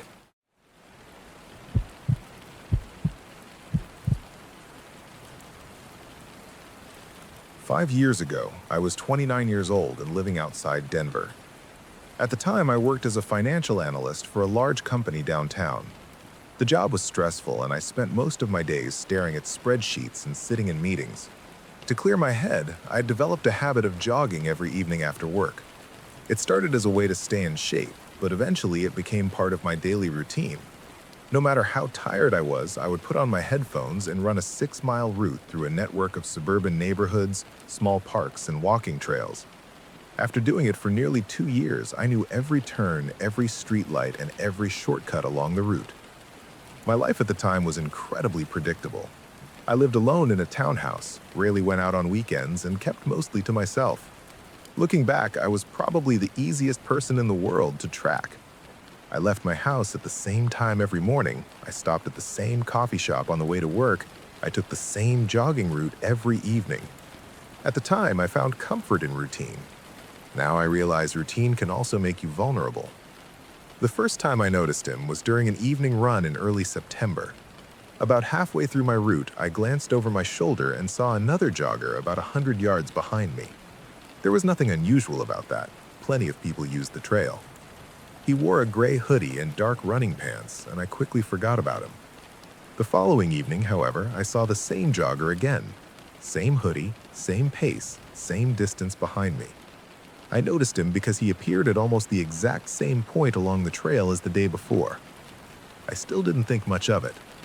A week later, I realized I was seeing him almost every night. The man never tried speaking to me, never attempted to pass me, never changed his pace. He simply stayed behind me for the entire route. Whenever I reached the parking lot near the end of the trail, he would suddenly disappear. At first, I assumed he must have lived nearby and happened to exercise around the same time. It felt like a reasonable explanation. Still, something about it started bothering me. Most runners eventually pass slower runners or get past themselves. This man somehow maintained the exact same distance every single evening. One Friday, curiosity got the better of me. Instead of following my usual route, I suddenly turned down a side trail I had never used before. The path curved through a heavily wooded section of the park before reconnecting with the main trail about a half-mile later. I remember glancing behind me after making the turn. The jogger turned too. That was the first moment I felt genuinely uncomfortable. The side trail wasn't part of the normal route. There was no reason for him to choose it unless he was following me. I increased my pace. Several moments later, I looked back again. The distance hadn't changed. He remained exactly where he had been before. Not closer, not farther, just there, watching. The following week, I stopped jogging entirely. I told myself I needed a break, but the truth was I wanted to see what would happen. For several evenings, I stayed home after work and watched television. Nothing unusual occurred. I started convincing myself I had overreacted. Then one night, I looked out my front window. The jogger stood across the street. Not exercising, not moving, just standing beneath a tree watching my house. A cold sensation spread through my chest immediately. He remained there for nearly 20 minutes before walking away. The next evening, he appeared again. This time, he stood farther down the street, near a stop sign. The evening after that, he stood near a mailbox. Always watching. Always silent. I called the police. Unfortunately, there wasn't much they could do. The man wasn't trespassing, he wasn't threatening me, he was simply standing in public areas. The officer suggested documenting everything and calling again if the situation escalated. It escalated faster than I expected. A few days later, I left work early because of a migraine. When I arrived home, I noticed something sitting on my front porch. A pair of running shoes. My running shoes. The exact pair I had thrown away nearly 6 months earlier. I stared at them for several seconds before realizing something even worse. The shoes were clean. When I threw them away, they were covered in mud and worn nearly through the soles. Someone had cleaned them. Someone had kept them. Someone had brought them back. That night, I barely slept. Around 3 a.m., I woke up to a noise outside. At first, I thought it was the wind. Then I heard it again. Footsteps. Slow footsteps circling the house. I carefully looked through the blinds. The jogger was walking around my property. Not running, walking. Every few seconds, he would stop and look toward the windows before continuing. I immediately called 911. Police arrived within minutes, but by then he was gone. The next morning, officers reviewed security footage from nearby homes. Several cameras captured the man entering the neighborhood shortly after midnight. None captured him leaving. That detail bothered me more than anything else. For nearly a month, the situation continued. Sometimes I saw him near work, sometimes near my favorite coffee shop. Once I spotted him sitting inside a parked car across from my townhouse. No matter where I went, he eventually appeared. It felt as though my entire life had become a schedule he followed. Then came the package. It arrived without a return address. Inside was a notebook. My notebook. The one I used years earlier while studying in college. The notebook contained personal notes, sketches, old assignments, and journal entries. I hadn't seen it in over a decade. As I flipped through the pages, something fell out. A recent photograph. The image showed me sleeping in my bedroom. Written beneath it were 7 words. You never look behind you enough. That was the moment I decided to move. I left the townhouse within 2 weeks and relocated nearly 800 miles away. I changed jobs, deleted social media accounts, and completely altered my daily routines. For the first time in months, I felt safe again. Nearly a year passed without incident. Then one evening, I decided to start jogging again. The route was completely different. Different city, different neighborhood, different life. About 2 miles into the run, I happened to glance over my shoulder. A man in a gray hoodie was jogging behind me. The same distance. The exact same distance. And for the first time in my life, I stopped running. Because deep down, I already knew there was nowhere left to go.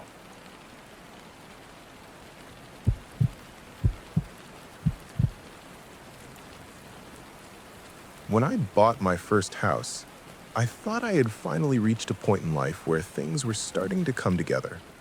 I was 32 years old, working as an insurance claims investigator, and after years of renting apartments, I had managed to save enough money to purchase a small home outside Nashville.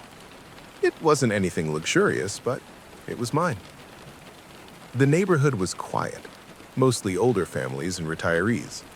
The streets were lined with trees, and most evenings, people sat on their porches chatting while children rode bicycles up and down the sidewalks. It felt like the kind of place where nothing bad ever happened. One of the things I liked most about the property was the empty house next door. The owners had apparently moved away years earlier, and the property had sat abandoned ever since. The grass was maintained occasionally by a contractor hired by the bank, but otherwise, nobody ever visited. The windows were boarded up in some places, the paint was peeling, and vines had started climbing the exterior walls. It wasn't exactly attractive, but I appreciated not having neighbors directly beside me. For nearly 6 months, life was completely normal. I settled into my new routine and spent weekends fixing up the house. Sometimes I'd mow the lawn, work on landscaping, or sit on the back deck with a book. Looking back now, those months feel strangely peaceful because they came before everything changed. The first thing I noticed was a light. One evening around midnight, I happened to glance through my bedroom window toward the abandoned house. A faint glow was visible behind one of the upstairs windows. At first, I assumed I was imagining it. The property didn't have electricity. The power had supposedly been disconnected years earlier. Yet there it was, a soft yellow light. I watched for several minutes before it suddenly disappeared. The next morning, I walked over to the property to investigate. Every window was dark. Every door remained secured. Nothing appeared unusual. Eventually, I convinced myself it must have been a reflection from a passing vehicle. Then it happened again, a few nights later. Same room, same window, same faint light. This time, however, I noticed movement, a shadow crossing behind the glass. Someone was inside. I immediately called the non-emergency police line. Officers checked the property the following day but found no signs of trespassing. The doors were still locked, the windows remained boarded shut. Nobody appeared to be living there. For a while, I tried forgetting about it. Then I started finding things in my yard. Small things.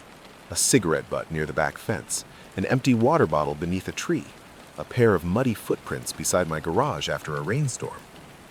Each discovery felt insignificant on its own.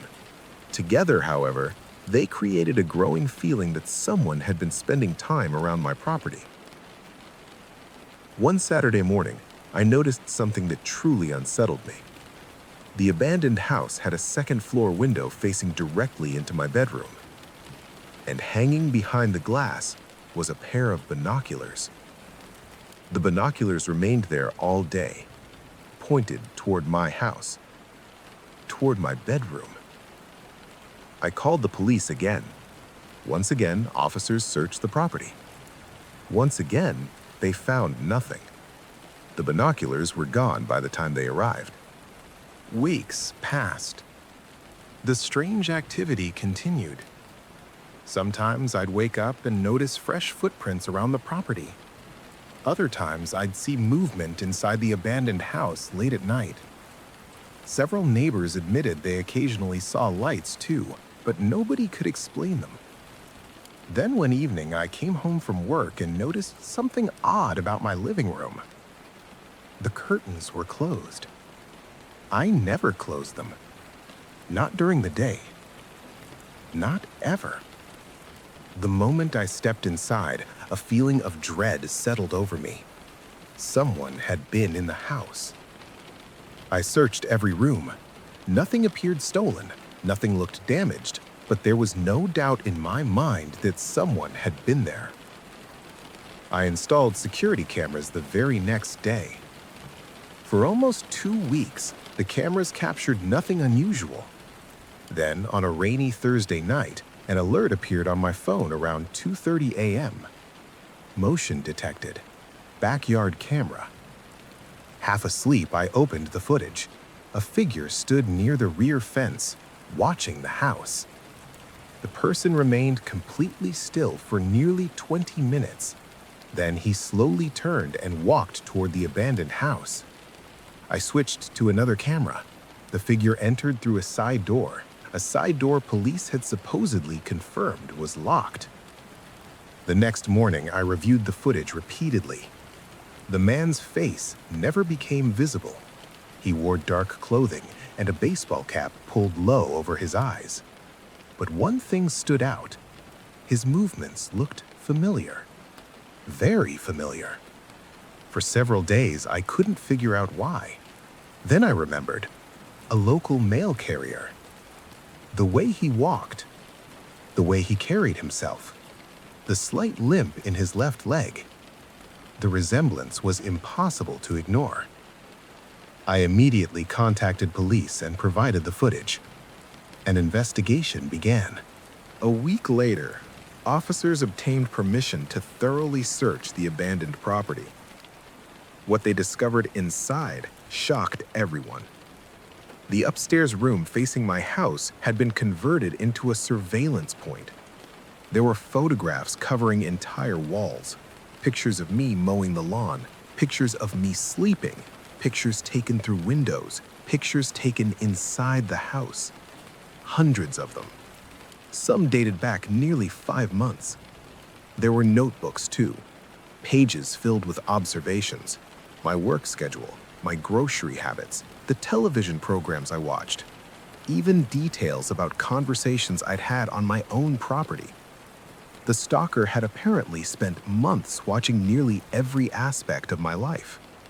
But the worst discovery was found in the basement. A tunnel. Not a large one, just wide enough for a person to crawl through. The tunnel connected directly beneath my backyard fence, straight toward my property. Police eventually arrested the suspect, and yes, it was the mail carrier. During questioning, investigators learned he had been entering the abandoned house for years. He became obsessed with different neighbors over time, secretly watching them until they moved away. The photographs and notes finally explained everything, or at least I thought they did. Several months after the arrest, I received a phone call from one of the detectives. They had found something during a final review of evidence. Among hundreds of photographs taken inside the abandoned house was a picture of the stalker sitting at his desk. The image appeared completely ordinary, except for one detail. Standing behind him in the photograph was another person, a shadowy figure, watching him. Investigators initially assumed it was a trick of the light, until they found the same figure appearing in multiple photographs over several years. Nobody could identify who it was. The mail carrier claimed he had never seen the person before. The photographs stopped only because his obsession with me ended when he was arrested. To this day, I still own the house. The abandoned property has since been demolished, but every now and then, usually late at night, I catch myself looking toward the empty lot next door, because sometimes I wonder whether the stalker was really the only person watching.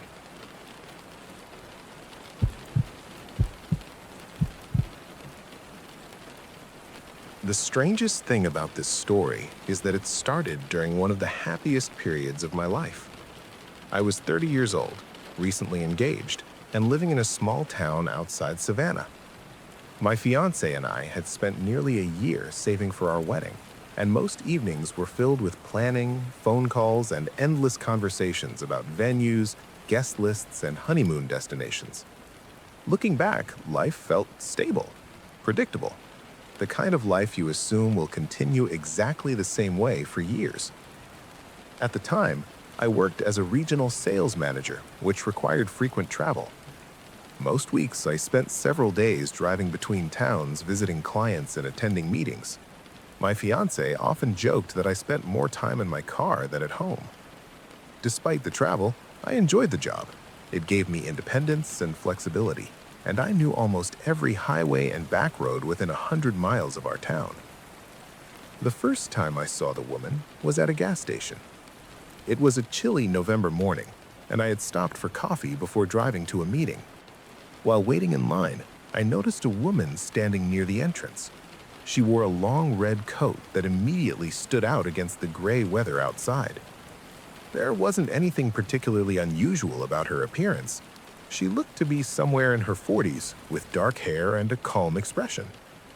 The only reason I remembered her was because she was staring directly at me. Not glancing, not looking in my direction, staring. The kind of stare that makes you instinctively check whether something is wrong with your clothes. I looked away after a few seconds and paid for my coffee.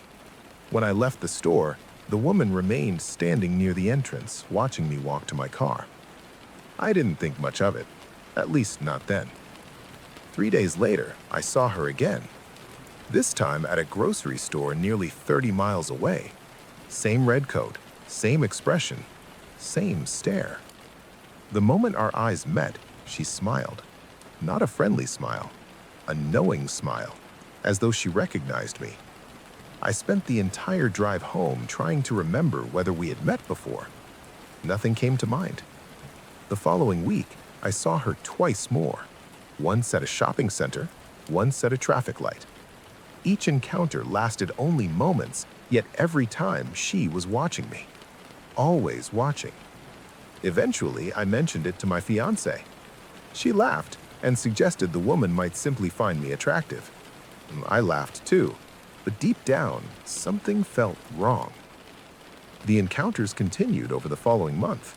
Sometimes I would go days without seeing her. Then suddenly she would appear again. A parking lot, a restaurant, a hotel lobby, a highway rest area. The locations seemed random. What disturbed me wasn't merely seeing her. It was the fact that she always appeared alone, and she always seemed to know exactly where I would be. One evening, after finishing a late meeting in another city, I stopped at a roadside diner for dinner. The restaurant was nearly empty. As I sat down, I noticed a familiar flash of red near the back corner. The woman. She was already there, watching me. For the first time, I decided to confront her. I walked directly to her table and asked whether we knew each other. The woman smiled. Then she said something that immediately made my stomach tighten. "You take Highway 17 when you're stressed." I stared at her. The statement was true. Whenever traffic became frustrating, I often took an alternate route along Highway 17. It wasn't information a stranger should know. Before I could ask how she knew that, the woman stood up and walked toward the exit. As she passed me, she quietly added another sentence. "You should stop leaving your bedroom curtains open." Then she left. I barely slept that night. The following morning, I checked every security camera around the house. Nothing unusual appeared. Still, I couldn't shake the feeling that she somehow knew things she shouldn't. Over the next several weeks, the situation escalated. Letters began appearing in my mailbox. No stamps, no return addresses. Inside each envelope was a photograph. The pictures weren't threatening. That almost made them worse. One showed me mowing the lawn. Another showed me buying groceries. A third showed me sitting on my own porch reading a book. Every image had been taken without my knowledge. Every image had been taken recently. Police opened an investigation, but without clear evidence, there wasn't much they could do. The photographs continued arriving. Then came the wedding invitation. Not ours, a different one. The invitation was addressed to the woman in the red coat. Tucked inside was a handwritten note. "You missed the first one." At first, the message made no sense. Then, police discovered something strange. The woman's name. After running it through databases, investigators found records indicating she had died nearly 12 years earlier. At first, everyone assumed it was a clerical error, until they found the obituary, then the death certificate, then the burial records. According to official documents, the woman should have been dead. Yet I had spoken to her multiple times. Police eventually identified a living relative and contacted him. The man agreed to meet with investigators. When shown a recent sketch based on my description, he immediately became pale.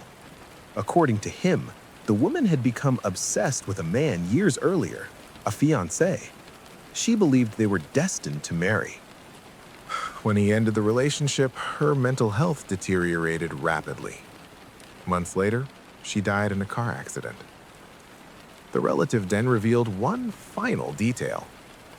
The former fiancé looked remarkably similar to me.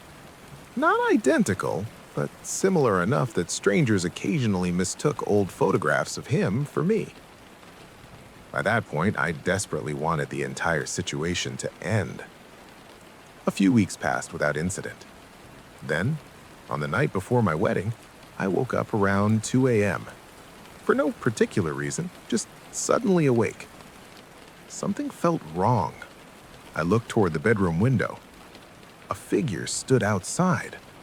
A woman, wearing a red coat, standing perfectly still in the darkness. My heart nearly stopped. I immediately jumped out of bed and rushed outside. The yard was empty. No footprints, no sign anyone had been there. The next morning, we got married. The ceremony was beautiful. For the first time in months, I felt genuinely happy. Then, the photographer delivered our wedding pictures. Most were exactly what you'd expect. Family photographs, ceremony photos, reception pictures, normal memories. Until we reached the final image. The photograph showed my wife and me standing together after the ceremony, smiling, surrounded by friends and family. Everything looked perfect, except for one person, standing far behind the crowd near a line of trees. A woman in a red coat, watching. The photographer swore nobody had been standing there when the picture was taken. The figure never appeared in any other photograph, only that one. I still have the image stored on an old hard drive. I've shown it to dozens of people over the years. Most notice the woman immediately. What nobody notices at first is where she's looking. Not at me, at my wife.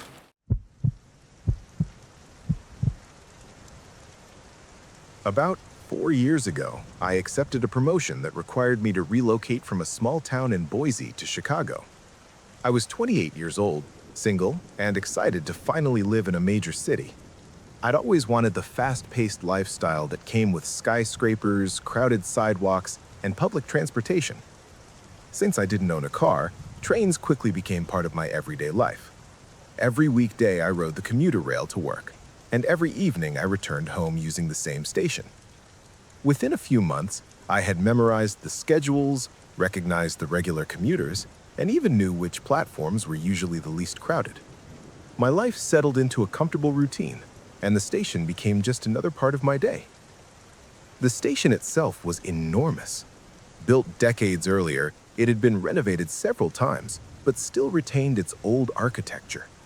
High ceilings echoed with announcements, polished stone floors reflected the fluorescent lights, and long tunnels connected platforms that stretched beneath the city streets. During rush hour, thousands of people passed through every hour. But after midnight, the atmosphere changed completely. The crowds disappeared, the announcements became infrequent, and the entire place felt strangely hollow. Every sound echoed longer than it should have. Every empty platform seemed larger than it really was. Because of work deadlines, I occasionally stayed late at the office. That meant catching one of the final trains home, usually just after 12:30 in the morning. The station at that hour always made me uneasy, but I convinced myself it was simply because it was so quiet. Security guards still walked around, maintenance crews cleaned the floors, and a handful of exhausted commuters waited for the last departures. It never felt dangerous, just lonely. One rainy Thursday night, I arrived at the station a little after midnight.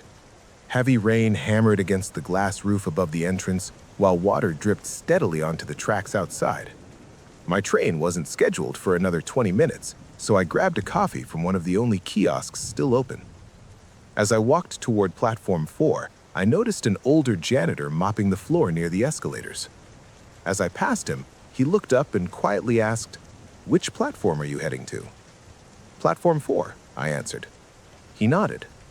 Then he smiled faintly. Good. I remember thinking it was an odd response, but I continued walking without giving it much thought. When I reached platform 4, something immediately felt wrong. The electronic departure board wasn't displaying my train. Instead, it listed a single destination I had never heard of. Platform 9, arrival 12:47 a.m. I frowned. There was no platform 9. At least, there wasn't supposed to be. The station only had 8 platforms. I assumed it was some kind of technical error and pulled out my phone to check the transit app. Nothing. No platform 9. No train scheduled for 12:47. Just my usual train arriving on platform 4 at 12:52. Satisfied that it was simply a glitch, I slipped my phone back into my pocket. Then I heard footsteps behind me. An elderly man wearing an old-fashioned gray suit stopped beside the departure board. He looked up at the display, then quietly asked me, "First time seeing it?" I looked back at the board. Platform 9 had disappeared. Only the regular schedule remained. When I turned back toward the man, he was still staring at the screen. "I think it was just a computer error," I said. He slowly shook his head. "No," he whispered. "It only shows itself when it's looking for passengers." Before I could ask what he meant, my train arrived. The doors opened, people stepped off, others climbed aboard. When I looked back again, the elderly man was gone. I forgot about the conversation until the following week. Once again, I worked late. Once again, it was raining. And once again, Platform 9 appeared. This time, I didn't look away. The departure board displayed only one line. Platform 9. Boarding. Nothing else.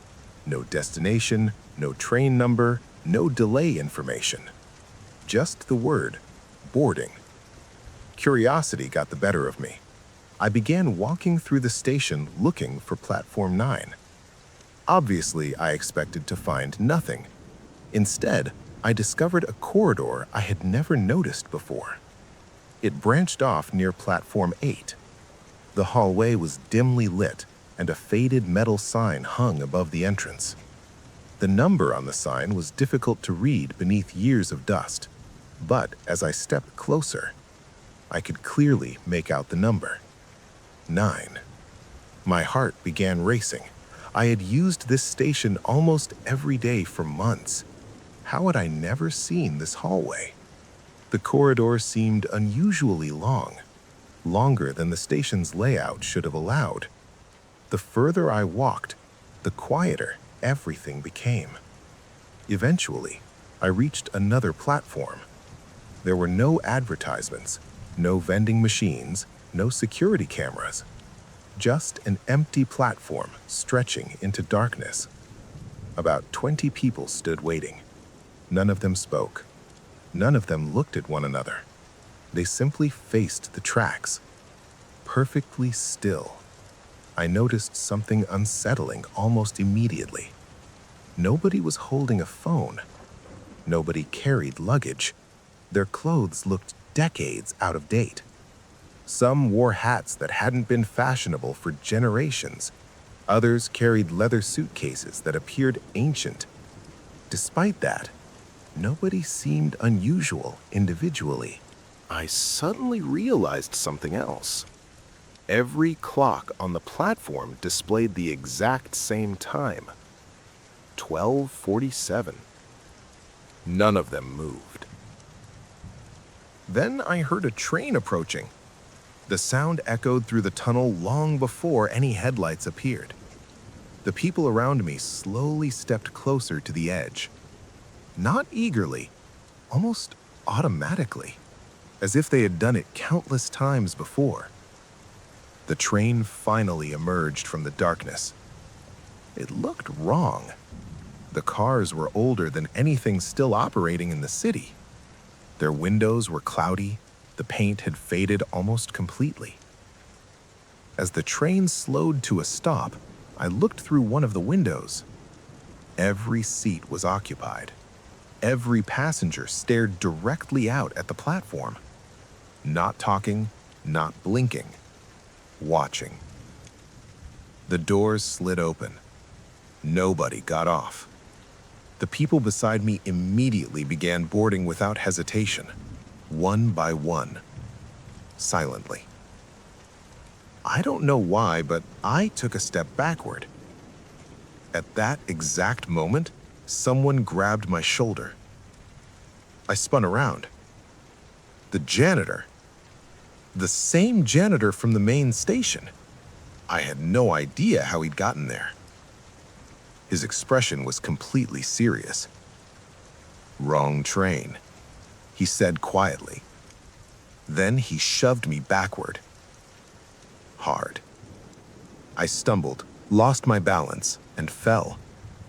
The moment I hit the ground, everything changed. I was lying on platform 4. My coffee had spilled beside me. Several commuters were asking if I was okay. According to them, I had suddenly collapsed while standing alone near the departure board. I looked toward platform 8. The hallway was gone. There was only a concrete wall. The next morning, I returned to the station and searched for the corridor again. Nothing. I asked several employees whether the station had ever contained Platform 9. Every one of them laughed. "No," they said. "The station has always had 8 platforms." Still unsettled, I spent the next few evenings researching the station's history. Eventually, I found an old newspaper article from the 1940s. A train had derailed while entering the station late one rainy night. Dozens of passengers were killed. The article included a photograph taken only minutes before departure. As I studied the image, my blood ran cold. Standing near the front of the platform was the elderly man in the gray suit. Behind him, several of the silent passengers I had seen waiting. And standing near the far end of the platform with a maintenance cart was the janitor. The article listed every victim by name, including the janitor. He had died trying to help passengers escape the wreck.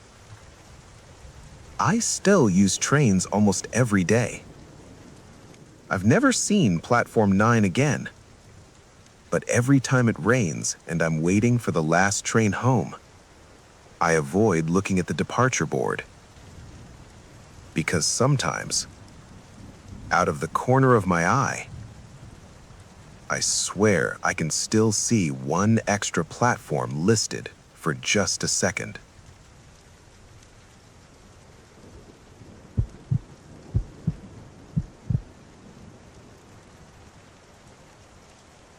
I wasn't supposed to be at the station that night in the first place.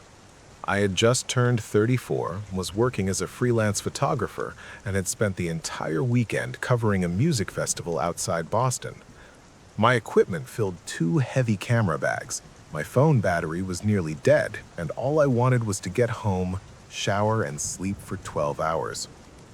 The festival had run much later than expected, causing me to miss my usual train by only a few minutes. It seemed like bad luck at the time, but if I'd caught that earlier train, none of this would have happened. Photography had taken me all over the country, and I had become comfortable traveling alone. Stations, airports, hotels, they all blended together after a while. I had learned to ignore strange people, unexpected delays, and the occasional uncomfortable encounter. Public transportation was simply part of the job. Because of that, I wasn't easily frightened. Even when stations became nearly empty late at night, I usually felt more bored than nervous. The station itself sat on the edge of downtown and served both commuter trains and long-distance rail lines. During the day, it buzzed with thousands of passengers, but shortly after midnight, it became almost silent. Most of the food stands had closed, the ticket booths were dark, and only a handful of travelers remained across the platforms. Outside, freezing rain tapped steadily against the glass roof, creating a constant rhythm that echoed through the building. According to the departure board, the final train toward my neighborhood would arrive at 1:18 a.m. I bought a coffee from a vending machine, found an empty bench, and waited. Across from me sat a middle-aged woman reading a paperback novel. A young man wearing headphones leaned against a pillar while scrolling through his phone. A couple stood quietly beside their luggage. It looked completely ordinary. At exactly 1:18, the announcement speakers crackled. The final service has been delayed by 20 minutes. Nobody complained. Everyone simply kept waiting. 20 minutes later, another announcement came. The final service has been delayed by 15 minutes. Again, nobody reacted. I checked my phone. The transit app still showed the train arriving on time. No delays, no alerts. I figured the station's announcement system was simply malfunctioning. As the minutes passed, I started noticing something strange. The people around me never changed. The woman never turned a page in her book. The young man never looked up from his phone. The couple never spoke. They remained frozen in the exact same positions for what felt like half an hour. At first, I assumed I simply hadn't been paying attention. Then I looked at the large station clock. It still read 1:18. 5 minutes later, it still read 1:18. Every clock in the station displayed the same time. I pulled out my phone. The screen read 2:04 a.m. Before I could make sense of it, I heard the distant sound of a train approaching. Its headlights appeared far down the tracks, slowly growing brighter. Relief washed over me. Finally! The train rolled into the station with a loud screech of steel against steel. Immediately, something felt wrong. Every carriage was completely dark. No interior lights, no destination display, no conductor visible through the front window. The train came to a perfect stop, and the doors slid open with a long mechanical hiss. Nobody got off. Nobody boarded. Instead, every passenger waiting on the platform remained perfectly still. Not one of them moved. The silence became almost unbearable. Then, the woman across from me finally closed her book. Without looking at me, she quietly said, "Don't get on." Before I could respond, she stood up and calmly walked toward the station exit. The strange part wasn't that she left. It was that nobody else seemed to notice. The train doors remained open. The conductor still hadn't appeared. I stepped closer to one of the windows. Inside, dozens of passengers sat in complete silence. Every single one faced forward. Not a single head turned. Not a single person blinked. They looked more like mannequins than people. Then, all at once, every head inside the train slowly turned toward me. My entire body froze. Every passenger stared directly through the window. Their expressions were completely blank. No anger, no fear, no emotion whatsoever.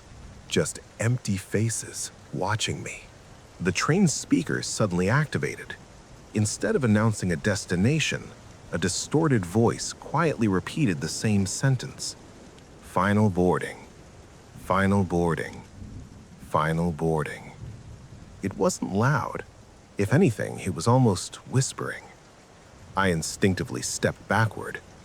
At that exact moment, the young man with the headphones finally looked up. He removed one earbud and calmly asked, "Can you hear it too?" I nodded without taking my eyes off the train. He slowly smiled. "I heard it last year." Then he walked straight toward the open doors. I expected him to climb aboard. Instead, he kept walking, directly through the train. His body disappeared into the side of the carriage as though it wasn't solid at all. He never came out the other side. The doors immediately slammed shut. The train pulled away without making a sound. Within seconds, it vanished into the darkness beyond the tunnel. The station lights flickered once. When they stabilized, everything had changed. The woman with the book was gone. The couple had disappeared. The platform was now crowded with ordinary commuters rushing to catch trains. The station clock read 2:06 a.m. An employee pushing a cleaning cart stopped beside me. "You all right? You've been standing there for almost an hour." I asked him about the train that had just left.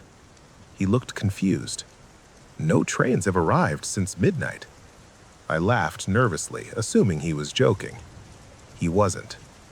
The security office later reviewed surveillance footage from the platform. According to the cameras, I had been standing completely alone near the edge of the tracks for 48 minutes. No train ever entered the station. No passengers surrounded me. No woman, no young man, nothing. Just me. I tried convincing myself it had been some kind of stress-induced hallucination, until 2 weeks later, I was editing photographs from the music festival. One image caught my attention. It had been taken hours before I reached the station. The image showed hundreds of people leaving the concert grounds. Most were blurred because they were moving.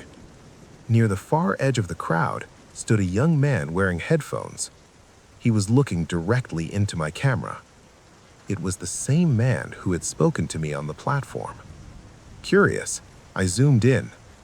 His festival wristband was still visible. Printed on it was the year, 2019. The problem was, I had taken the photograph in 2025. I still ride trains occasionally, but never that late at night. And whenever an announcement says the last train has been delayed, I leave the station immediately, because I still don't know what finally arrived that night. I only know it wasn't a train meant for the living.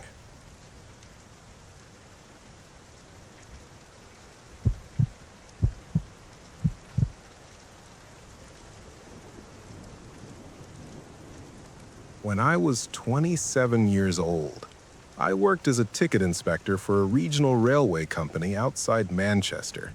It wasn't a glamorous job, but it paid well and suited my personality. Most of my shifts involved checking tickets, answering questions from confused passengers, and dealing with the occasional drunk traveler who had boarded the wrong train. After nearly 4 years on the job, I had seen almost everything. Missed trains, medical emergencies, fights between passengers, and even the occasional runaway dog wandering through the station. Because of that experience, I rarely felt nervous at work. The railway had become my second home.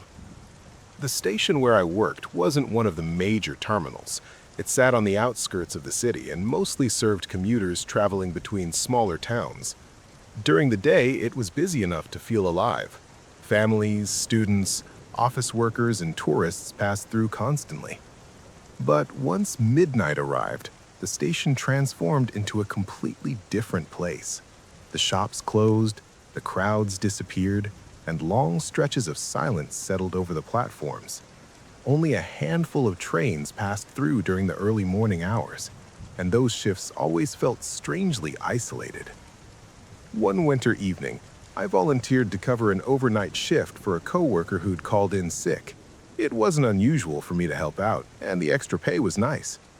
The weather outside was terrible. Heavy rain hammered against the station roof, and strong winds rattled the old windows. By 1 a.m., only a few passengers remained waiting for the final trains of the night. The shift had been completely uneventful until train 247 arrived. It was a standard commuter train traveling from a small town about 50 miles away.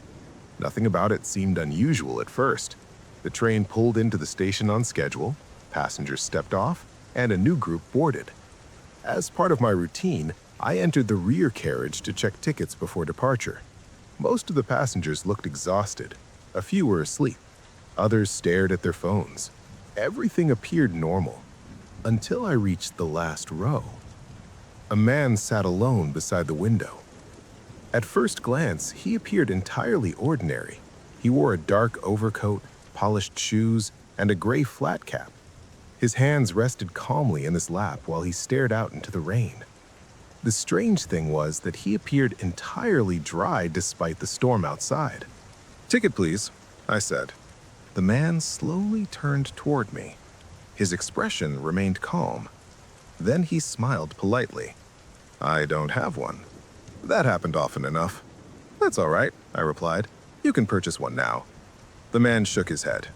"I won't need one." Something about the way he said it made me uncomfortable. Not threatening, not rude, just strangely certain. I explained the policy again and asked for his destination. The man looked at me for several seconds before answering. I'm not getting off.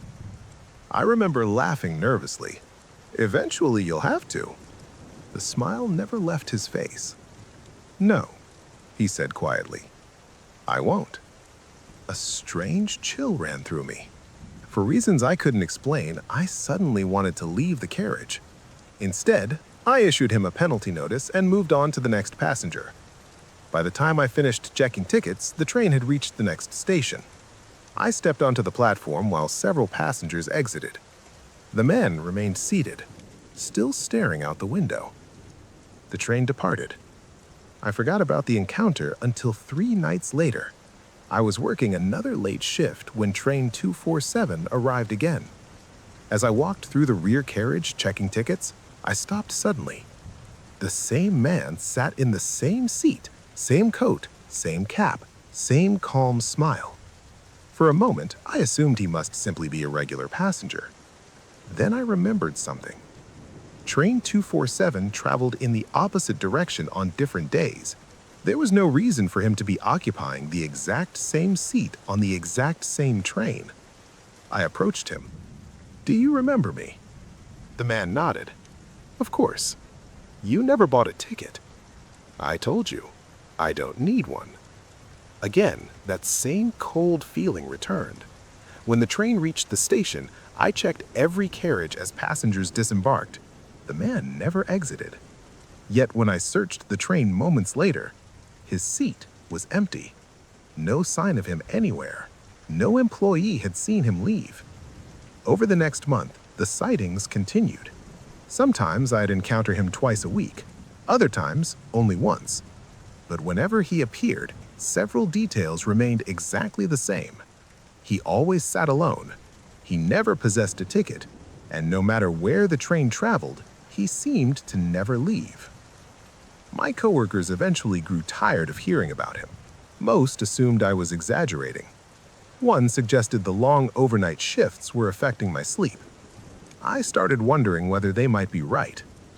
Then, one night, everything changed. Around 2:30 a.m., severe weather caused multiple delays throughout the rail network.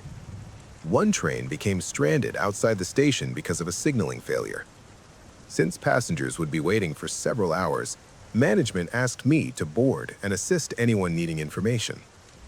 The train sat motionless on the tracks, surrounded by darkness. Rain lashed against the windows. Most passengers looked annoyed, but calm. As I moved through the carriages answering questions, I eventually reached the rear carriage. And there he was. The man.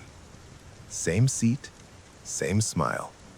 For the first time, however, he spoke before I could. "Something is about to happen." The sentence caught me completely off guard. "What?" The man slowly looked toward the front of the train, then back at me. "You should leave." Every instinct told me to ignore him. Instead, I found myself asking, why? The man's expression suddenly became serious. "Because this train isn't supposed to be here tonight." Before I could respond, he stood up. It was the first time I had ever seen him standing. He appeared taller than I expected, much taller. Without another word, he walked past me and disappeared into the darkness between carriages. I immediately followed. Nobody was there. The connecting passage was empty. The man had vanished. 5 minutes later, a freight train traveling on the adjacent line suffered a catastrophic brake failure. The locomotive derailed less than half a mile ahead of us.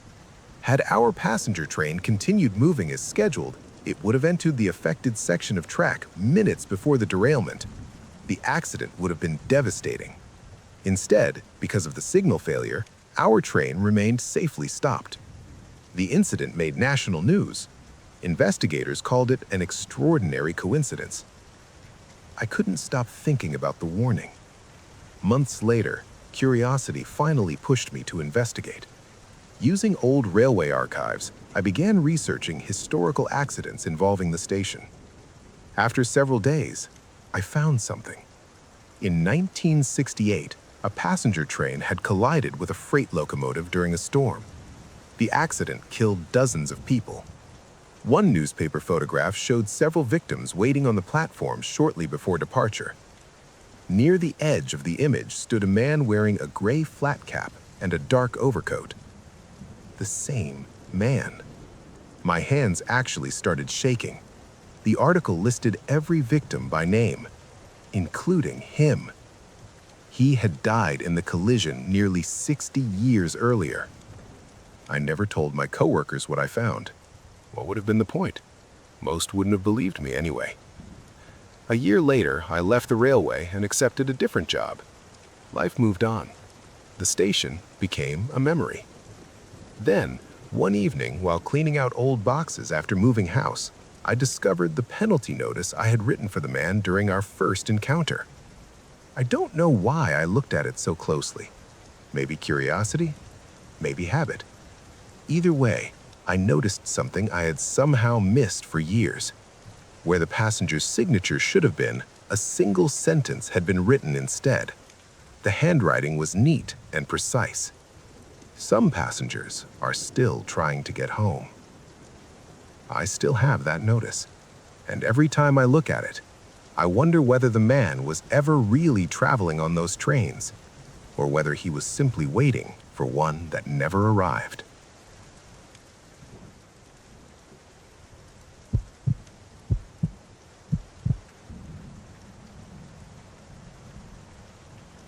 I never intended to work at a train station for as long as I did. When I graduated from college, I took a temporary job with the railway while figuring out what I wanted to do with my life. Somehow, temporary turned into 7 years. By the time this happened, I was 31 years old and working as a station supervisor in a busy commuter hub outside Philadelphia.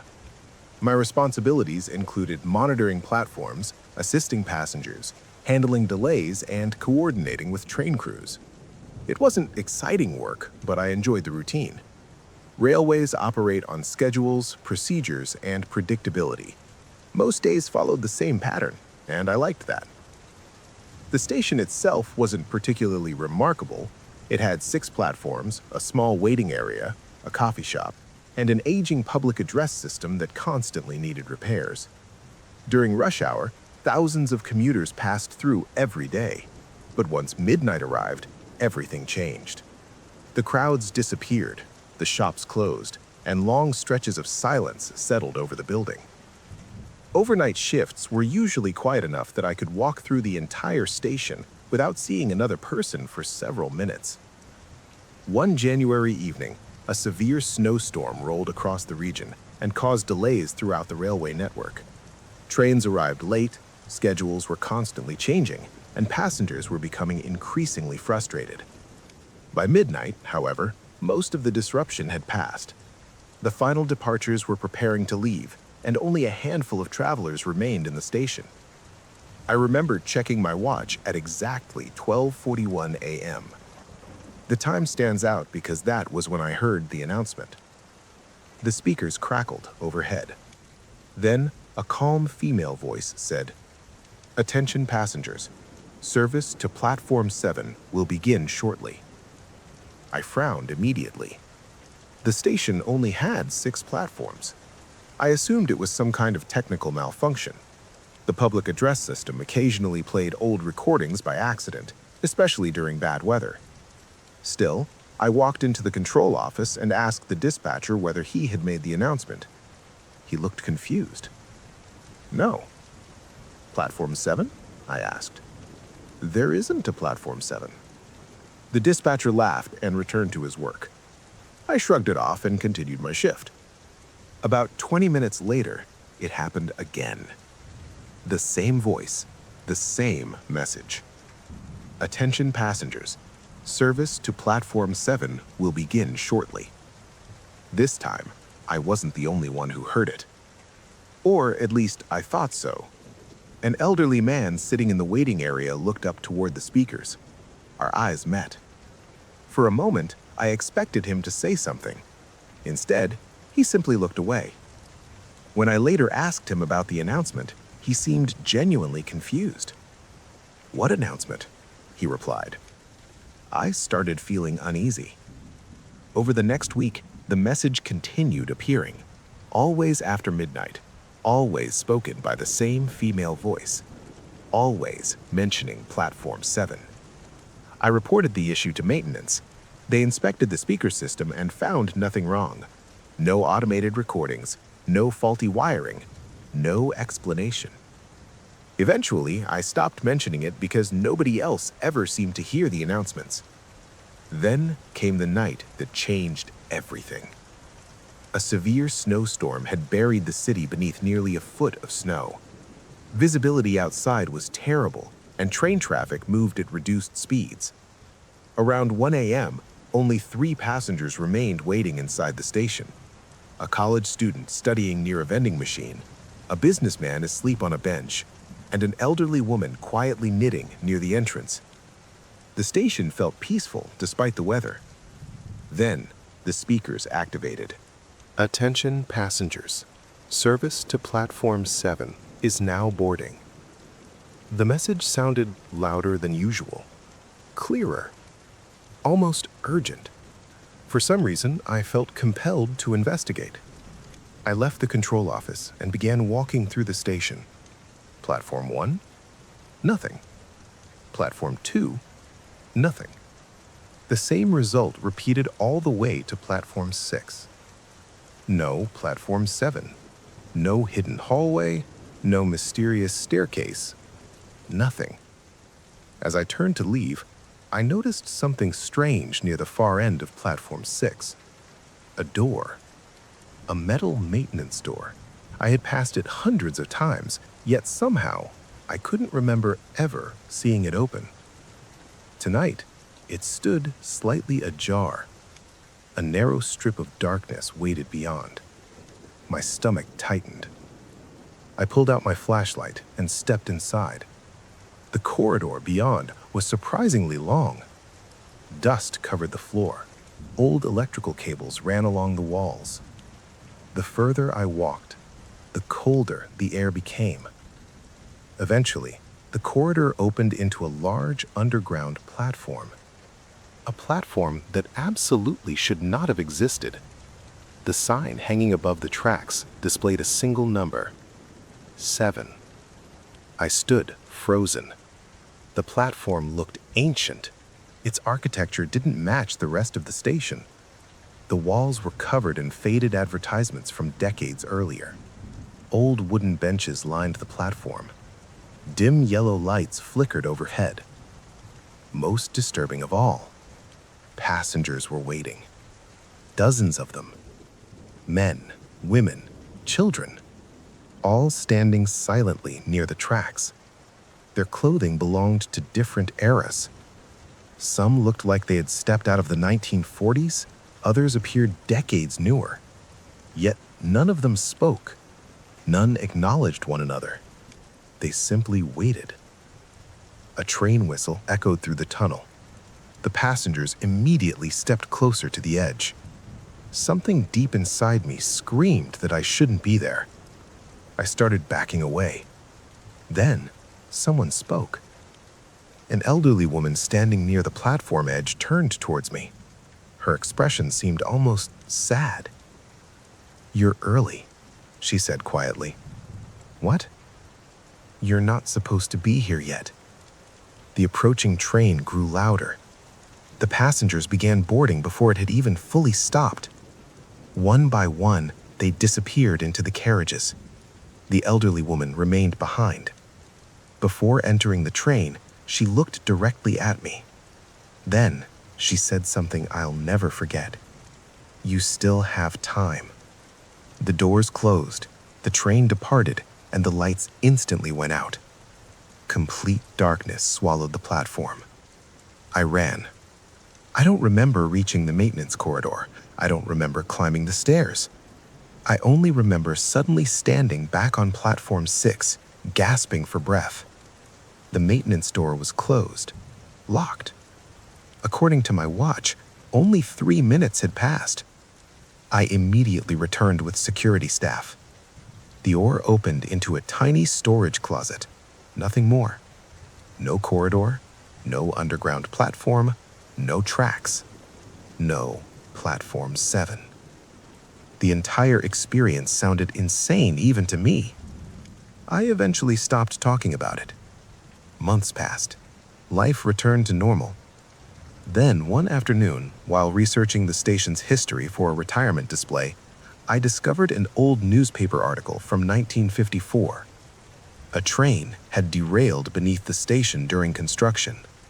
Several workers and passengers died in the accident. The article included a photograph of victims waiting shortly before departure. One face immediately caught my attention.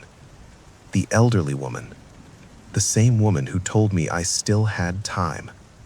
The caption listed her among the deceased. I left railway work 2 years later. These days, I avoid train stations whenever possible. But every now and then, usually when I wake up in the middle of the night, I hear something strange. A calm female voice. Faint. Distant. Almost impossible to hear.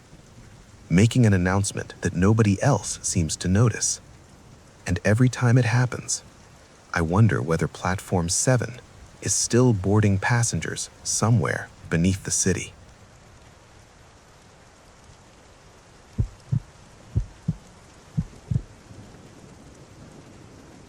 I spent most of my 20s traveling for work. At the time this happened, I was 29 years old and working as a field engineer for a telecommunications company based in Seattle. My job required me to inspect equipment in different cities every week, so I practically lived out of a suitcase. Airports were expensive for short-distance trips, so I usually traveled by train. Over the years, I became familiar with dozens of stations across the country. I knew which cafes opened before sunrise, which platforms were always crowded, and which stations were best avoided late at night. After thousands of miles on the rails, I considered myself an experienced traveler. I thought I had seen every strange thing a train station could offer. I couldn't have been more wrong.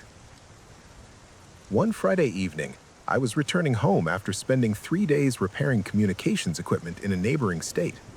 A severe thunderstorm had rolled across the region, delaying nearly every train on the network. By the time I arrived at the central station, it was almost midnight. The rain outside was relentless, soaking the streets and flooding parts of the parking lot. My connecting train had been delayed by nearly 2 hours, leaving me stranded inside one of the oldest railway stations I'd ever visited.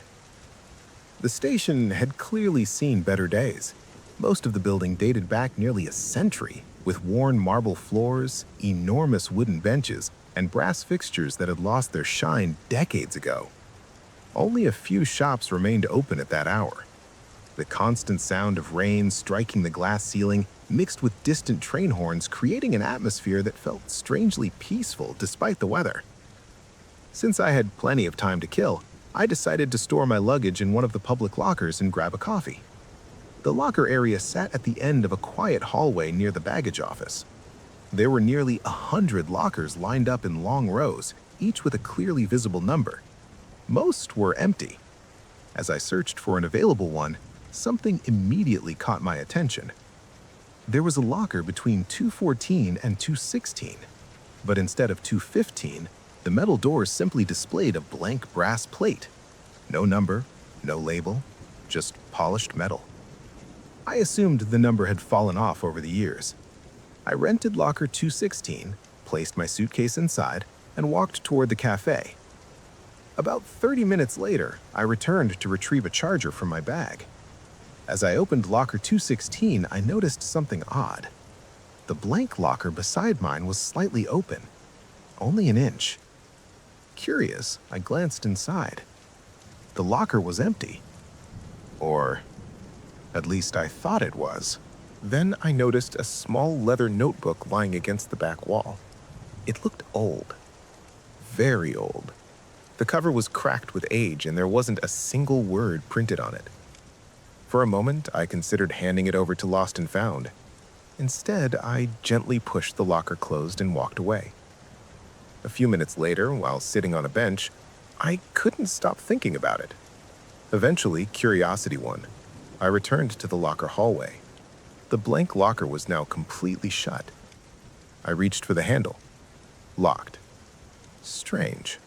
I could have sworn it had been open only moments earlier. Thinking I was imagining things, I found a station employee cleaning nearby and asked who rented the locker without a number. He looked at me with genuine confusion. "There isn't one." I pointed toward it. "There."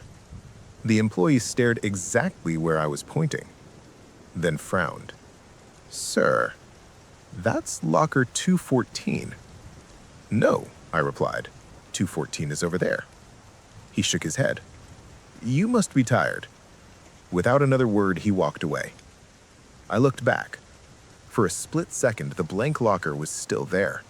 Then, as another passenger walked between us, it became locker 215, a perfectly ordinary numbered locker. I actually rubbed my eyes. The number looked old, scratched and covered in chipped paint as though it had always been there. I convinced myself exhaustion was playing tricks on me. My train was eventually delayed again, forcing me to spend another hour in the station. Around 2 a.m., I wandered back toward the lockers one final time. The hallway was completely empty. No staff, no passengers, only rows of silent metal doors. As I approached my locker, I froze. Locker 215 was blank again. The doors stood slightly open. This time, someone was standing inside the locker room. Not inside the locker itself. At the far end of the hallway, a man wearing an old railway conductor's uniform. His back was facing me. He appeared to be reading something from the blank locker. I called out, "Excuse me." The man didn't respond. Instead, he slowly reached into the locker and removed the same leather notebook I'd seen earlier. He opened it, turned a page, then quietly said, "You're not listed." I felt my stomach tighten. "What?" Still without turning around, he replied, "Good." The lights above flickered once. The hallway suddenly became much colder. The conductor finally turned toward me. His face looked pale. Not ghostly, just unnaturally colorless. His uniform appeared decades out of date, with brass buttons tarnished almost black. He smiled politely, then extended the notebook toward me. Against every instinct, I took it. The pages were filled with names. Thousands of them, each accompanied by dates, some recent, some unbelievably old. As I flipped through the notebook, I found my own name, written in fresh black ink. Beside it, tomorrow's date. Before I could react, the conductor quietly closed the notebook. "No," he whispered. "Not yet." He gently crossed out my name. The lights above flickered again. I instinctively blinked. The hallway was empty. The conductor had vanished. The notebook was gone, and locker 215 displayed its number once again. My train finally arrived just before dawn. The journey home passed without incident. I tried convincing myself the entire experience had been the result of fatigue and lack of sleep. The following afternoon, however, I received a phone call from one of my coworkers. The train I was originally scheduled to board the previous night, the one delayed before I reached the station, had collided with a maintenance vehicle several miles outside the city. Several passengers had been killed. Had the storm not delayed my connection, I would have been sitting in the exact carriage that suffered the worst damage. Months later, I returned to the station during another work trip, mostly out of curiosity. The locker hallway looked exactly as I remembered, except something was different. There were only 99 lockers, not 100. The numbers jumped directly from 214 to 216. There had never been a locker 215. I asked the station manager whether one had ever existed. He smiled politely. No, we've never had a locker numbered 215. I thanked him and walked away. As I reached the end of the hallway, I glanced back one last time. For only a second, between 214 and 216, a blank brass door appeared. And standing beside it, the old conductor quietly nodded before disappearing as another traveler walked between us. I still travel by train several times a month. Whenever I pass a row of station lockers, I instinctively count them. I never expect to find an extra one, but part of me hopes I never see a blank brass door again. Because next time, my name might not be crossed out.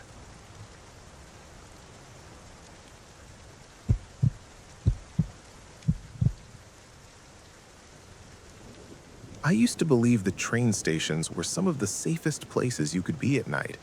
There were security cameras everywhere, employees constantly walking around, and enough people passing through that you never really felt alone. That belief came from years of commuting. I was 35 years old, working as an architect in Toronto, and for almost 8 years I traveled by train 5 days a week. My wife was in a quieter suburb where we planned to raise our first child. Every weekday followed almost the exact same routine. I left home before sunrise, returned after sunset, and spent nearly 3 hours a day on trains and station platforms. After so many years, the station felt almost like a second workplace. I knew nearly every employee by name, recognized dozens of regular commuters, and could predict exactly where every train would stop before it even entered the platform. My wife was 7 months pregnant when all of this happened. We had recently finished decorating the nursery, and every evening we talked about how different our lives were about to become. I remember being happier than I'd ever been. Looking back now, I think that's one of the reasons the experience affected me so deeply. Horror always seems impossible when life is going well. One Tuesday in late October, an unexpected meeting forced me to stay at the office much later than usual. By the time I reached the station, it was nearly 1 a.m. A steady rain had fallen for hours, leaving the platforms slick with water that reflected the overhead lights. The station was almost empty. A maintenance crew cleaned one side of the concourse, while only a handful of passengers waited quietly for the final departures of the night. Because my train had been delayed, I wandered toward the far end of platform 12, where there were fewer people and a better view of the tracks. I'd never walked that far before. Most passengers naturally waited near the center, where the exits and escalators were located. At the very end of the platform sat an old wooden bench. It looked strangely out of place. Every other bench in the station had been replaced years earlier with modern metal seating. This one looked decades old. The wood was dark from age, and the iron armrests were covered with rust. A small brass plaque had been bolted to the backrest. Curious, I stepped closer to read it. The plaque simply said, "Please don't wait here." I laughed to myself. I assumed it was somebody's idea of a joke. Still, the wording felt odd. Not out of service, not wet paint. Just, "Please don't wait here." I sat down anyway. Almost immediately, I noticed something strange. The noise of the station seemed to disappear. The announcements became muffled. The sound of rain faded. Even the distant trains seemed quieter. It felt as though someone had placed invisible walls around the bench. I checked my phone. No signal. That surprised me because the station normally had excellent reception. As I slipped the phone back into my pocket, someone sat beside me. An elderly man. I hadn't heard him approach. He wore a long black overcoat and held a folded umbrella across his knees. Without looking at me, he quietly asked, "Waiting for someone?" I smiled politely. "My train." He nodded. I used to say that too. His answer caught me off guard. Before I could respond, the station announcement echoed overhead. Train approaching platform 12. Headlights appeared in the distance. The train slowed as it entered the station. Something immediately felt wrong. Nobody stood up. The passengers farther down the platform remained perfectly still. The train rolled past them without stopping.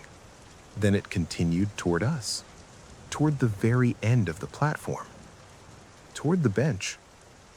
It finally stopped directly in front of us. The doors opened. Inside, every seat was occupied. Every passenger stared silently through the windows. None of them moved. None blinked. None attempted to get off.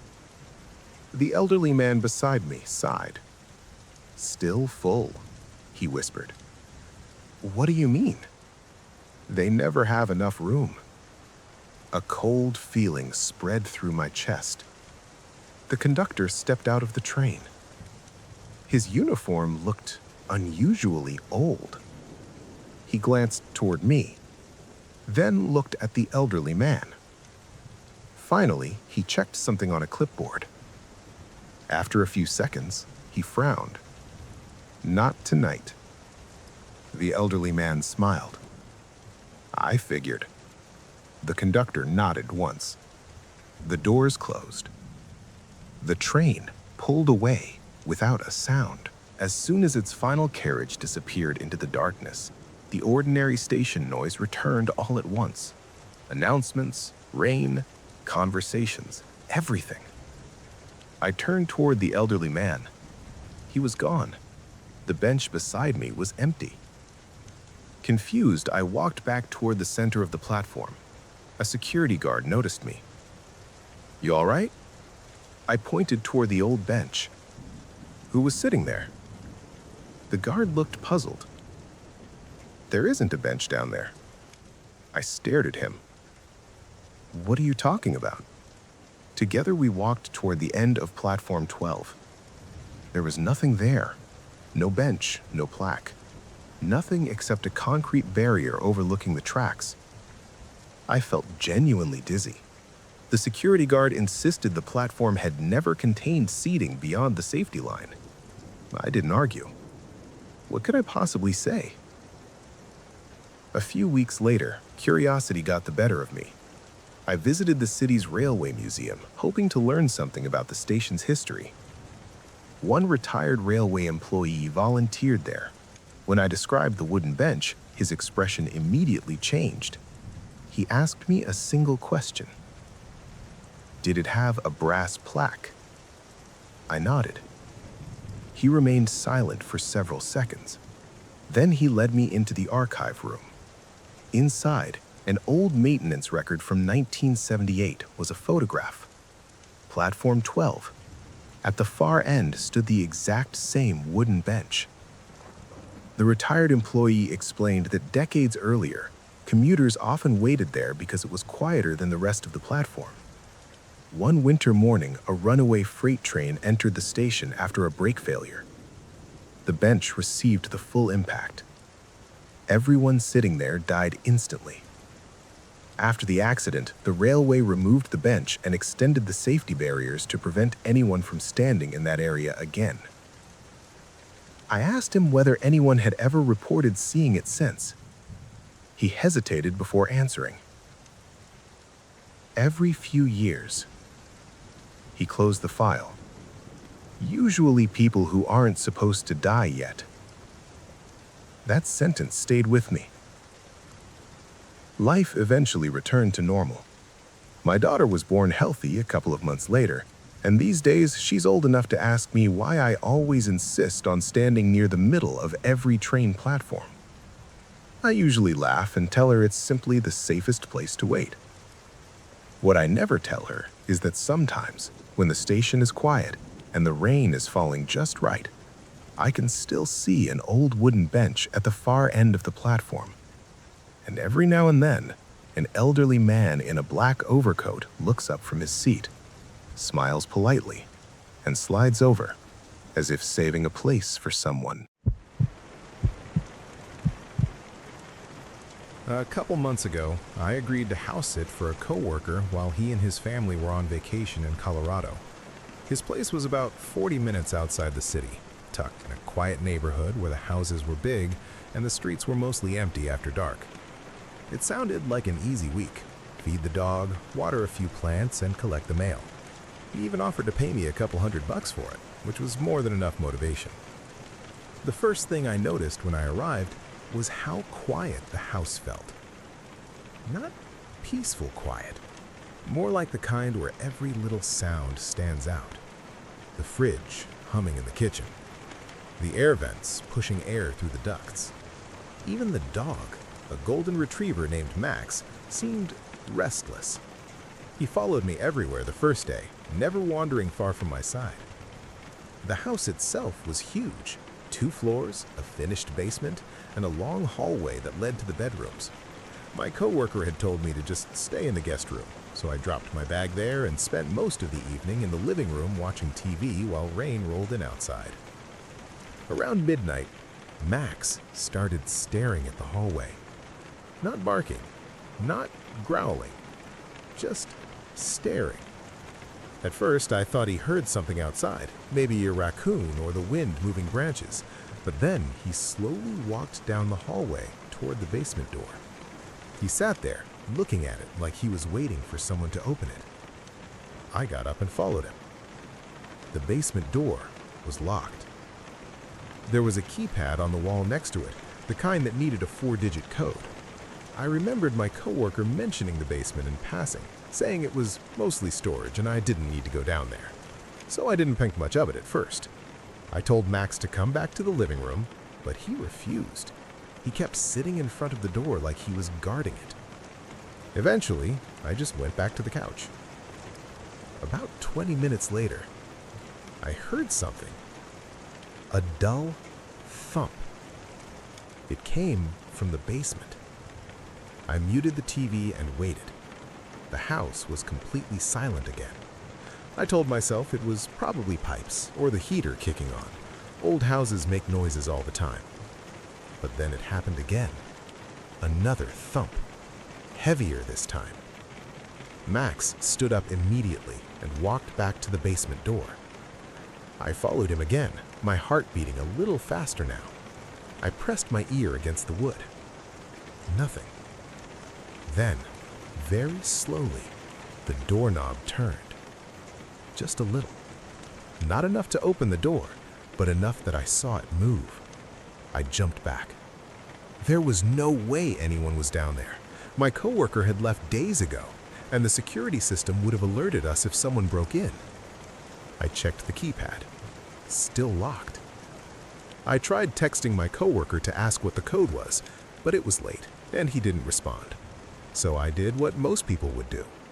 I tried a few obvious numbers. Nothing worked. Behind the door, something scraped against the floor. Max let out a low whine. I backed away and decided to leave it alone. Maybe something had fallen over down there. Maybe the house had settled.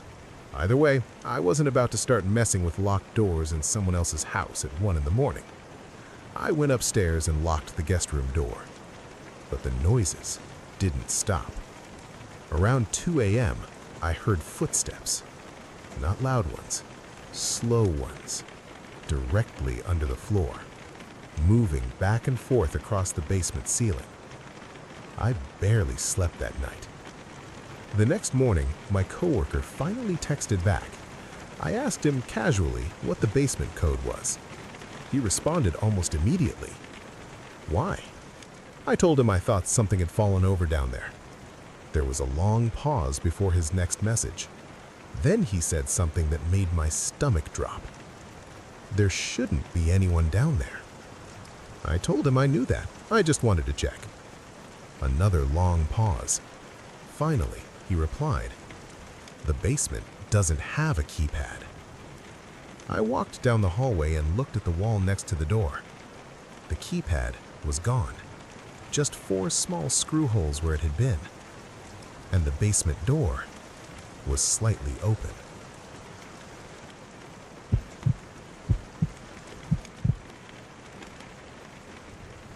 Last winter, a friend from college asked if I could house sit for her while she and her husband visited family in Oregon. They lived in a quiet suburb outside Seattle, one of those neighborhoods where every house looks almost identical and nothing really happens after 10 p.m. It sounded like the easiest money I'd make all month. All I had to do was feed the cat, bring in packages, and keep the lights on so the house didn't look empty. The first couple of days were completely normal. Their house was clean, modern, and honestly nicer than my apartment.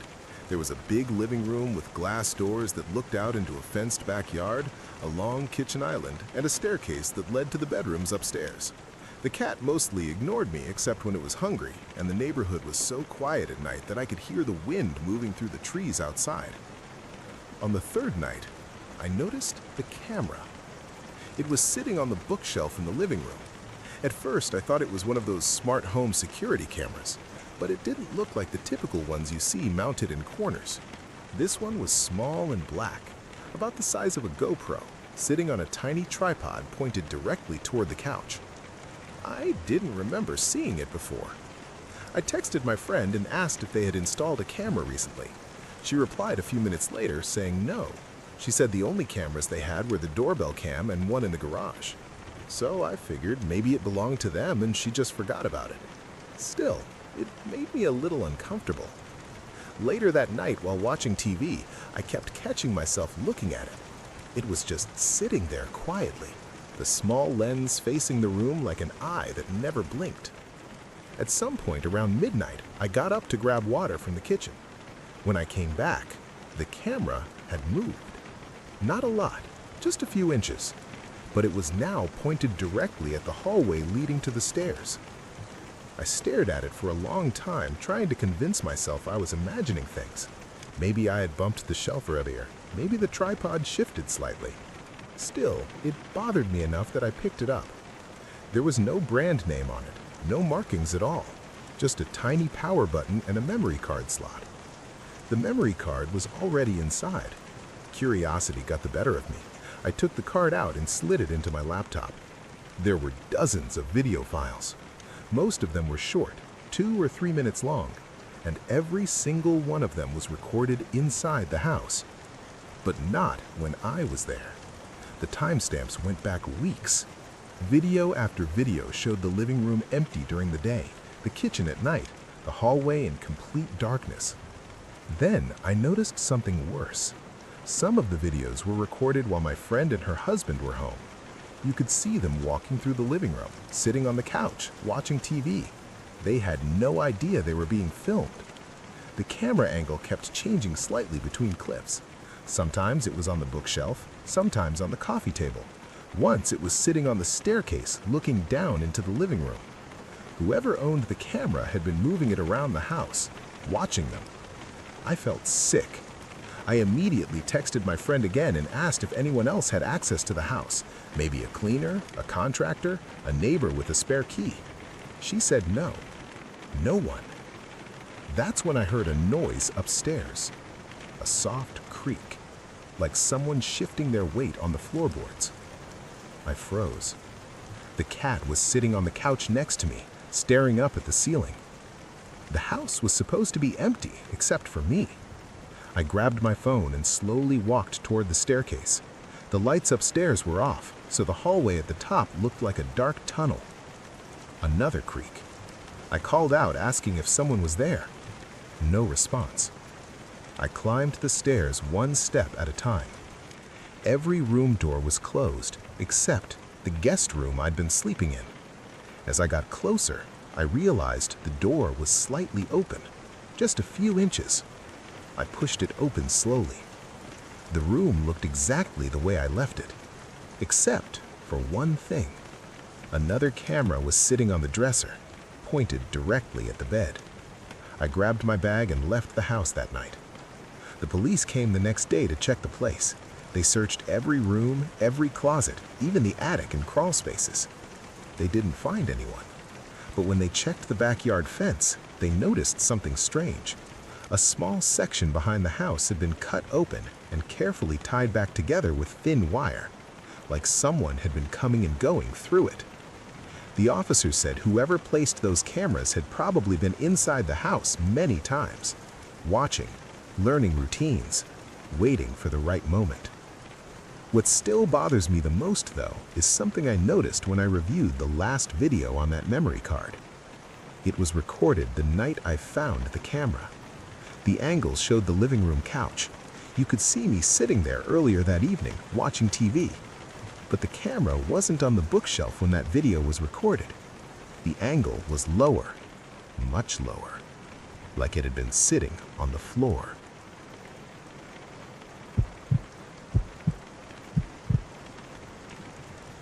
About 2 years ago, I house sat for a couple who lived in a small town outside Denver. They were friends of a coworker and needed someone to stay at their place for a week while they were visiting family in Canada.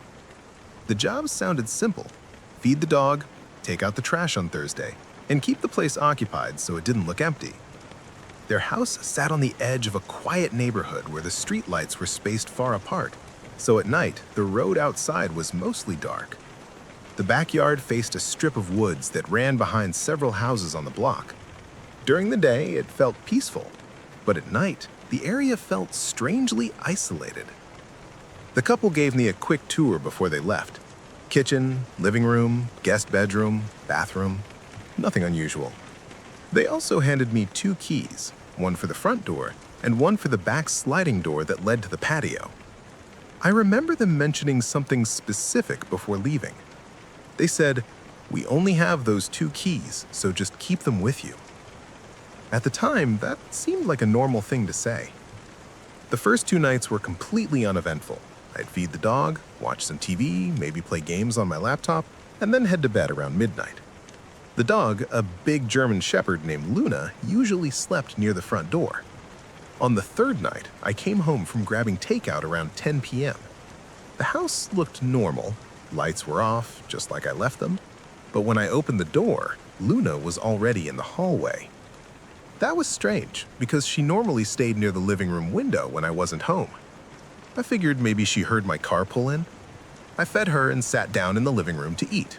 Everything felt normal again until I got up to throw away the food container. That's when I noticed the back door. It was unlocked. I knew for a fact I had locked it earlier that day when I let Luna out in the backyard. At first, I assumed I just forgot, but when I checked the lock, it was already turned open, like someone had used a key. I stood there for a while, trying to remember if I had actually locked it. The longer I thought about it, the less sure I became. So I locked it again and went back to the couch. Around midnight, Luna started growling. Not barking, just a low, deep growl while staring toward the kitchen. I turned the TV volume down and listened. Nothing. The house was completely silent. I walked into the kitchen to see what she was looking at. Everything seemed normal until I noticed the drawer near the sink. It was open slightly. That drawer held random kitchen stuff: scissors, tape, batteries. I was pretty sure I hadn't used it at all. Still, I closed it and went back to the living room. About an hour later, I heard something that made my stomach drop. The sound of keys. It was faint but unmistakable, the soft metallic jingle of keys moving together. It came from the front door.